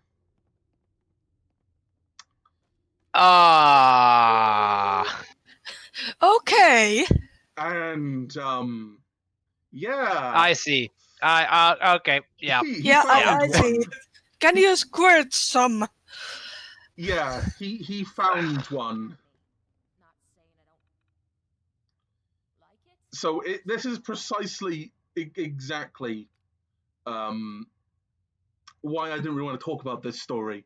Not because I'm personally ashamed of it, because it's someone else's shame. But it's just that it's kind of awkward to talk about this one. Oh no. Oh God. There's a reason why GM should say no to some stuff. Thank you very much. Yes, some players do have some very interesting ideas and concepts that'll just make everyone squeak just a little more. Yep. So a thought came to me while I was away. If you were to design some major characters in MLP, like Celestia, Twilight, well, let's take let's not take main six, but Celestia, Luna, etc. etc. As D&D characters, where would you put the stats? Or how would you put the stats, and what would the So are you suggesting classes a be? special distribution, or would you say a D&D No, distribution? AD&D description, I would say. Okay. Now that is a question. I know. So, who are we going for specifically right now? Let's start with Celestia, I think. Okay. I would put her like strength 12. I'd possibly say wisdom is probably high on Celestia as well because of all the years of. Yeah. Ruling. Pretty much her mental stats are going to be pretty high. So it's like strength 12, dexterity probably about the same because she's still eternally youthful. Constitution 14, maybe 16. Perhaps. Wisdom, I would have put that at an 18. Intelligence, also an 18, and charisma at a 20. Yeah. Sounds good. Sounds reasonable. So, what class would you give to Celestia? I would have gone for either paladin or cleric. If it was going to be a cleric, I would have gone for sun, the sun domain and the life domain. Same, honestly. I could also. I think cleric probably fits Celestia a bit more because paladin is a bit more active in its role for justice and such, while cleric doesn't have to be. So, and as Celestia is a bit more of a hands-off character, the cleric fits much more better. Okay, how about Luna? Luna, okay, so strength 10, so average strength. Dexterity 14, Constitution 14. Wisdom, I would actually put that in a negative stat. She's not very wise as a character. I would have put her at an 8. Okay. Intelligence, I think she's supremely intelligent. So I'm going to say that she's about a 20 intelligence. And because of, like, she's kind of antisocial as a character, but she doesn't lack force of personality. Yeah. So I would say her charisma's probably about 16.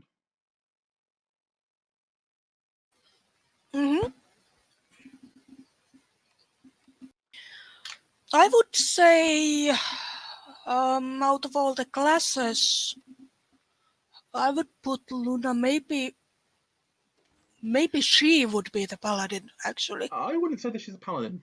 No. I would say that she's probably, what's the word? A divine trickster. So basically, she's a rogue cleric hybrid that uses mostly illusion-esque magic.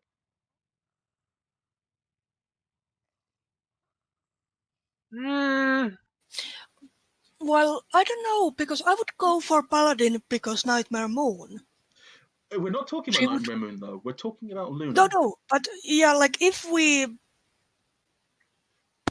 keep them as the same, like if Nightmare Moon is not a completely different character from Luna, I would see Luna being a paladin who was corrupted. So a to blackguard, Nightmare Moon. then. Yes. Thing is that I would deem them as two separate characters and are not completely related to each other. There's obviously overlap between the two because that would be a lie if it wasn't. But I would argue that they're two separate characters, and would it be it'd be accurate to have them have two separate character sheets.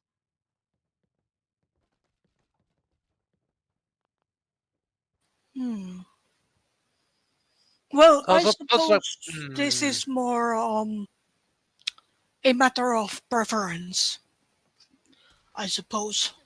I was going to add that, in my opinion, Paladin also fits well considering Luna's role as a princess is basically the guardian of dreams. So it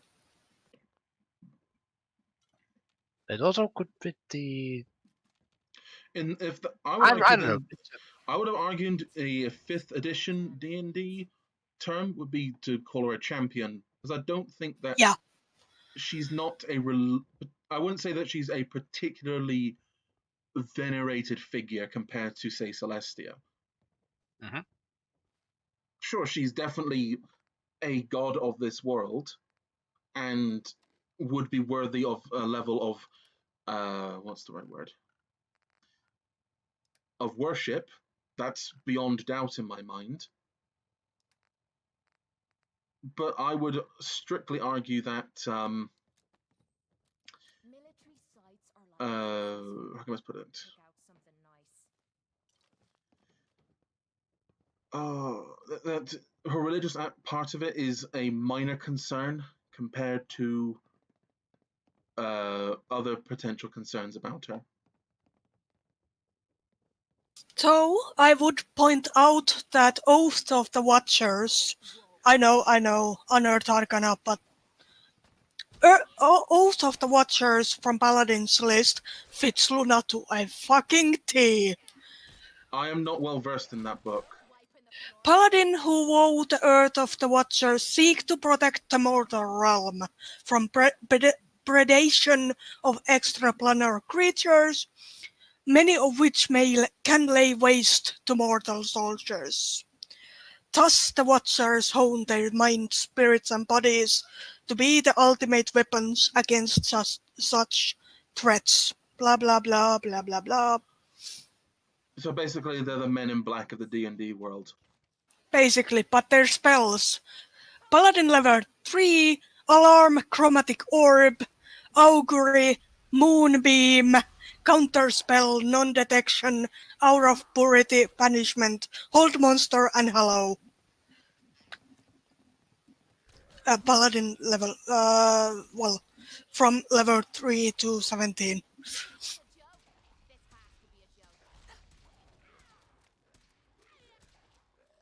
I think it fits Luna. Oh shit! I didn't know that did that. Boom. But yeah, sure. I would go with like Paladin myself, but we can agree to disagree. All right, so other characters then. Cadence. Cadence. So strength 10. Dexterity 16 because she previously was a Pegasus, and Constitution 12. So Actually, I would give her more Constitution. I mean, the bitch was basically several days without rest and sleep to keep Sombra out of the Crystal Empire. That's Constitution as fuck. okay, I would jump that up to maybe what? 14? 14, 16, maybe at most. I would say like 14. Somewhere in that range, yes. Mm-hmm. Damn it, why won't you give me the pocket watch? Because pocket watch is non-Newtonian liquid.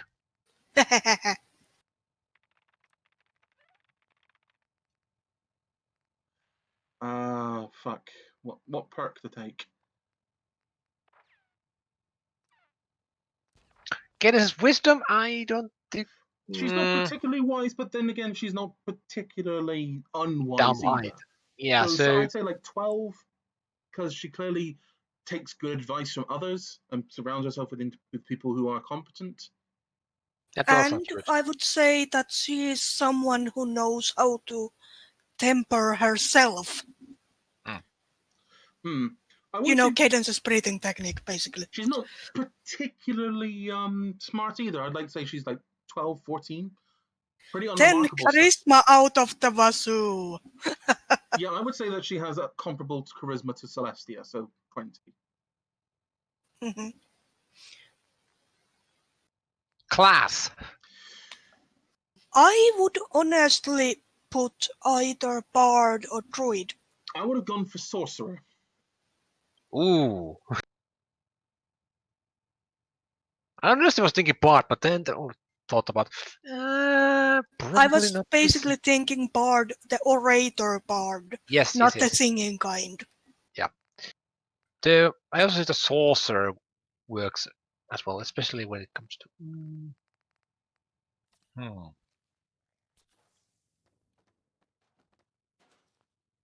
Tough one. Tough one.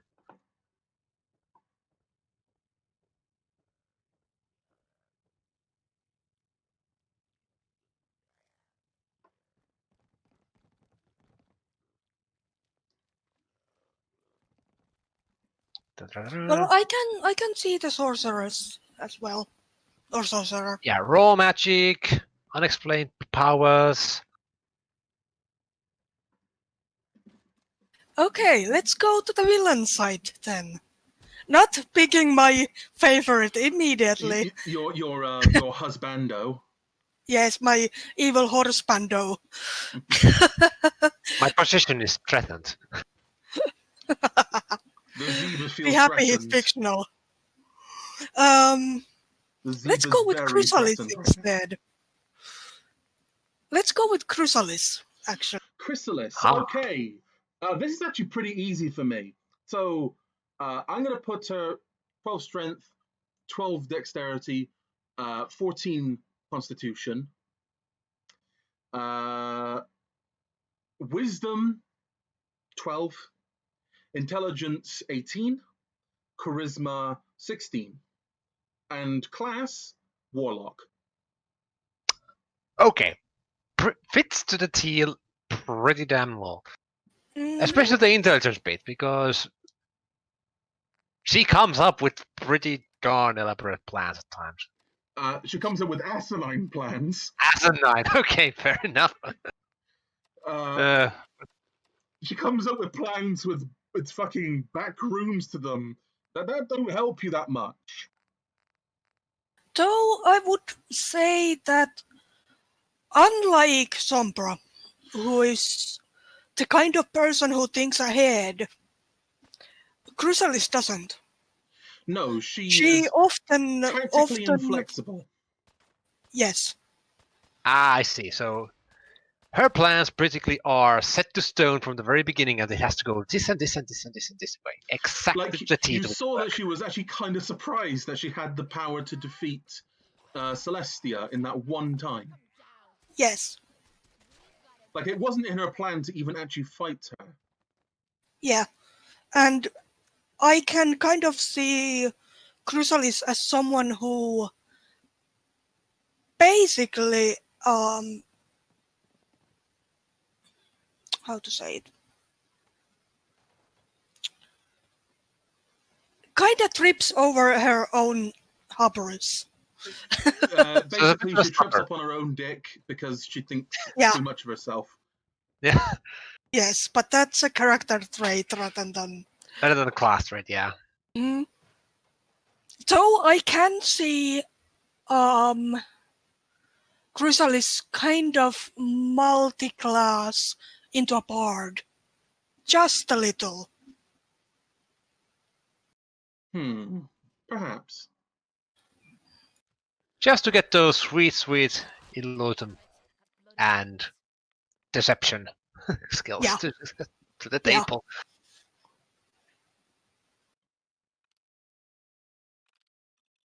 Okay, who's next to villain? Nightmare Moon. Ah, So obviously, class out of the gate is Blackguard. yep. I think that's a little maybe easy. But yeah, I can see that. I don't remember if paladins can in 5th edition be evil, but Paladins can be evil. Like they've got rid of the Blackguard as a class. Paladin is paladin as long as it's lawful. well, he would be lawful evil. She would be lawful evil. Durr. Oh yeah, like there's no doubt in my mind here. Enough of this slog. Just point us to the nearest watering hole. Where's the thing to open up that door? Do I have to go back in here?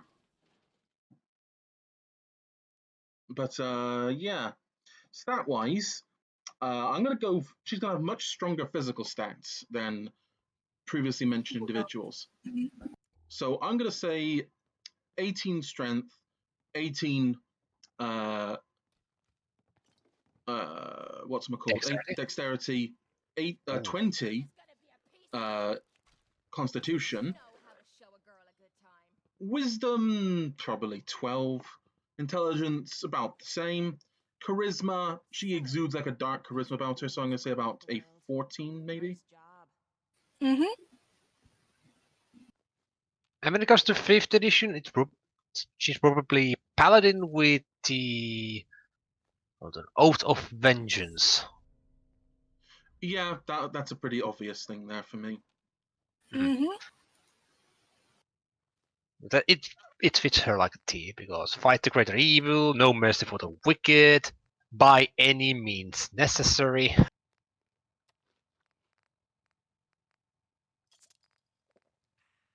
Indeed.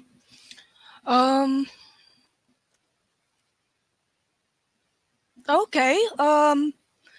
Again, I am torturing myself, but let's go to the lesser-known Daybreaker.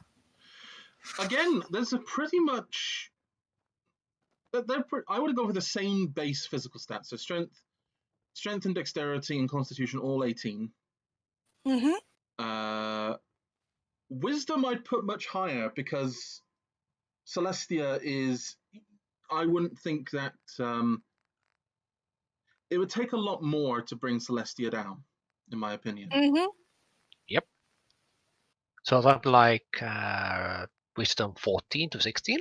I would say that wisdom 14 is about good. Intelligence, I think that'll be unchanged. So 18 intelligence, and charisma will remain unchanged. The stat line doesn't change that much. Only our physical stats have really been boosted, and wisdom drained ever so slightly in the great scheme of things.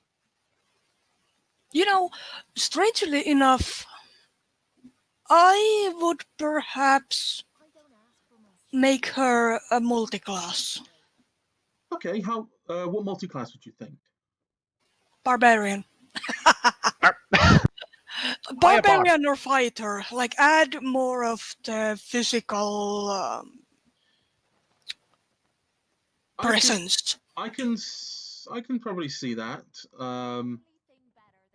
So it pretty much would be a paladin then, because that's what a cleric is. It's a fighter. Sorry, the paladin is a cleric fighter hybrid.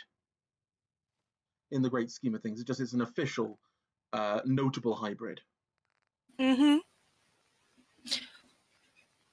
And considering that Daybreaker isn't so much sneaky as she is more like feel the rage of the sun. This is the sun, motherfucker. Do you feel it? Well, you did. Now you're Ash.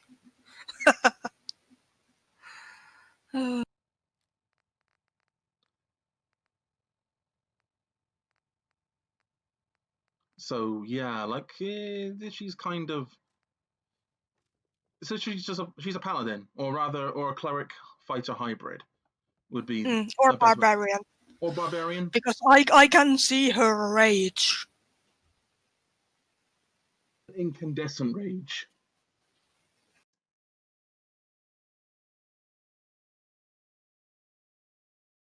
Maybe Path of the Wild Soul? Maybe? I don't know that well enough to make a comment. Basically, they get Lingering Magic, Wild Surge, Magic Reserves, Arcane Rebuke, Chaotic Fury. Magic erupts from you as you rage. Sounds like, yeah.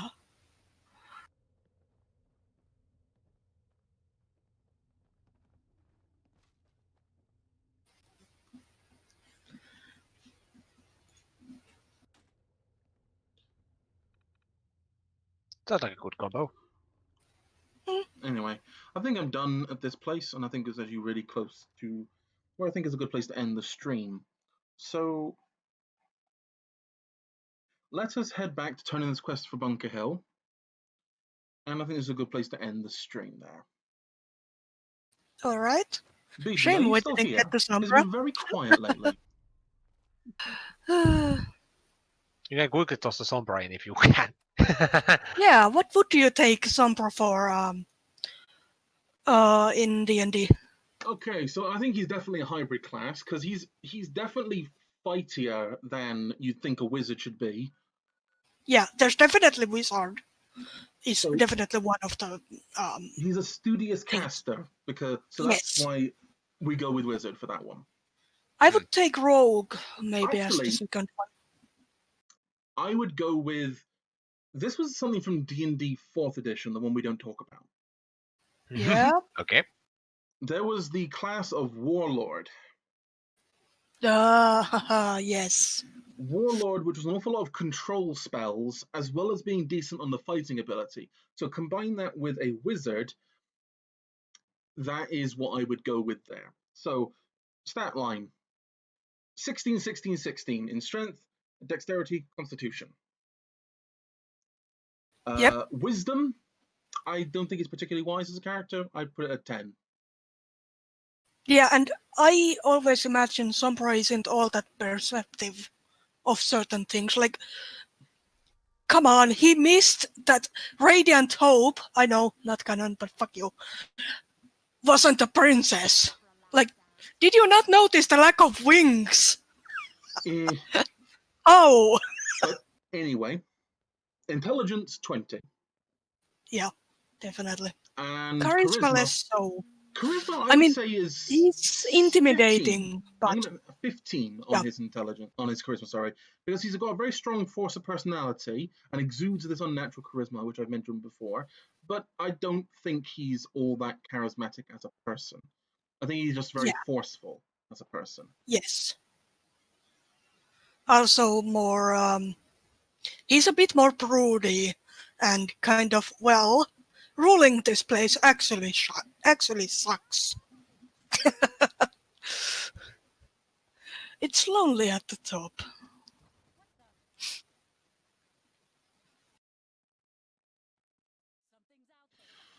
So Thank Walk you. of the Loot Hoarder begins. Also, quick mention, Cozy Glow, definitely 100% evil bard. Oh yeah, chaotic evil bard specifically. Yes. Maybe occasionally doing neutral stuff. It was just the one, baby! T-Reg, very quickly, monk. Just monk.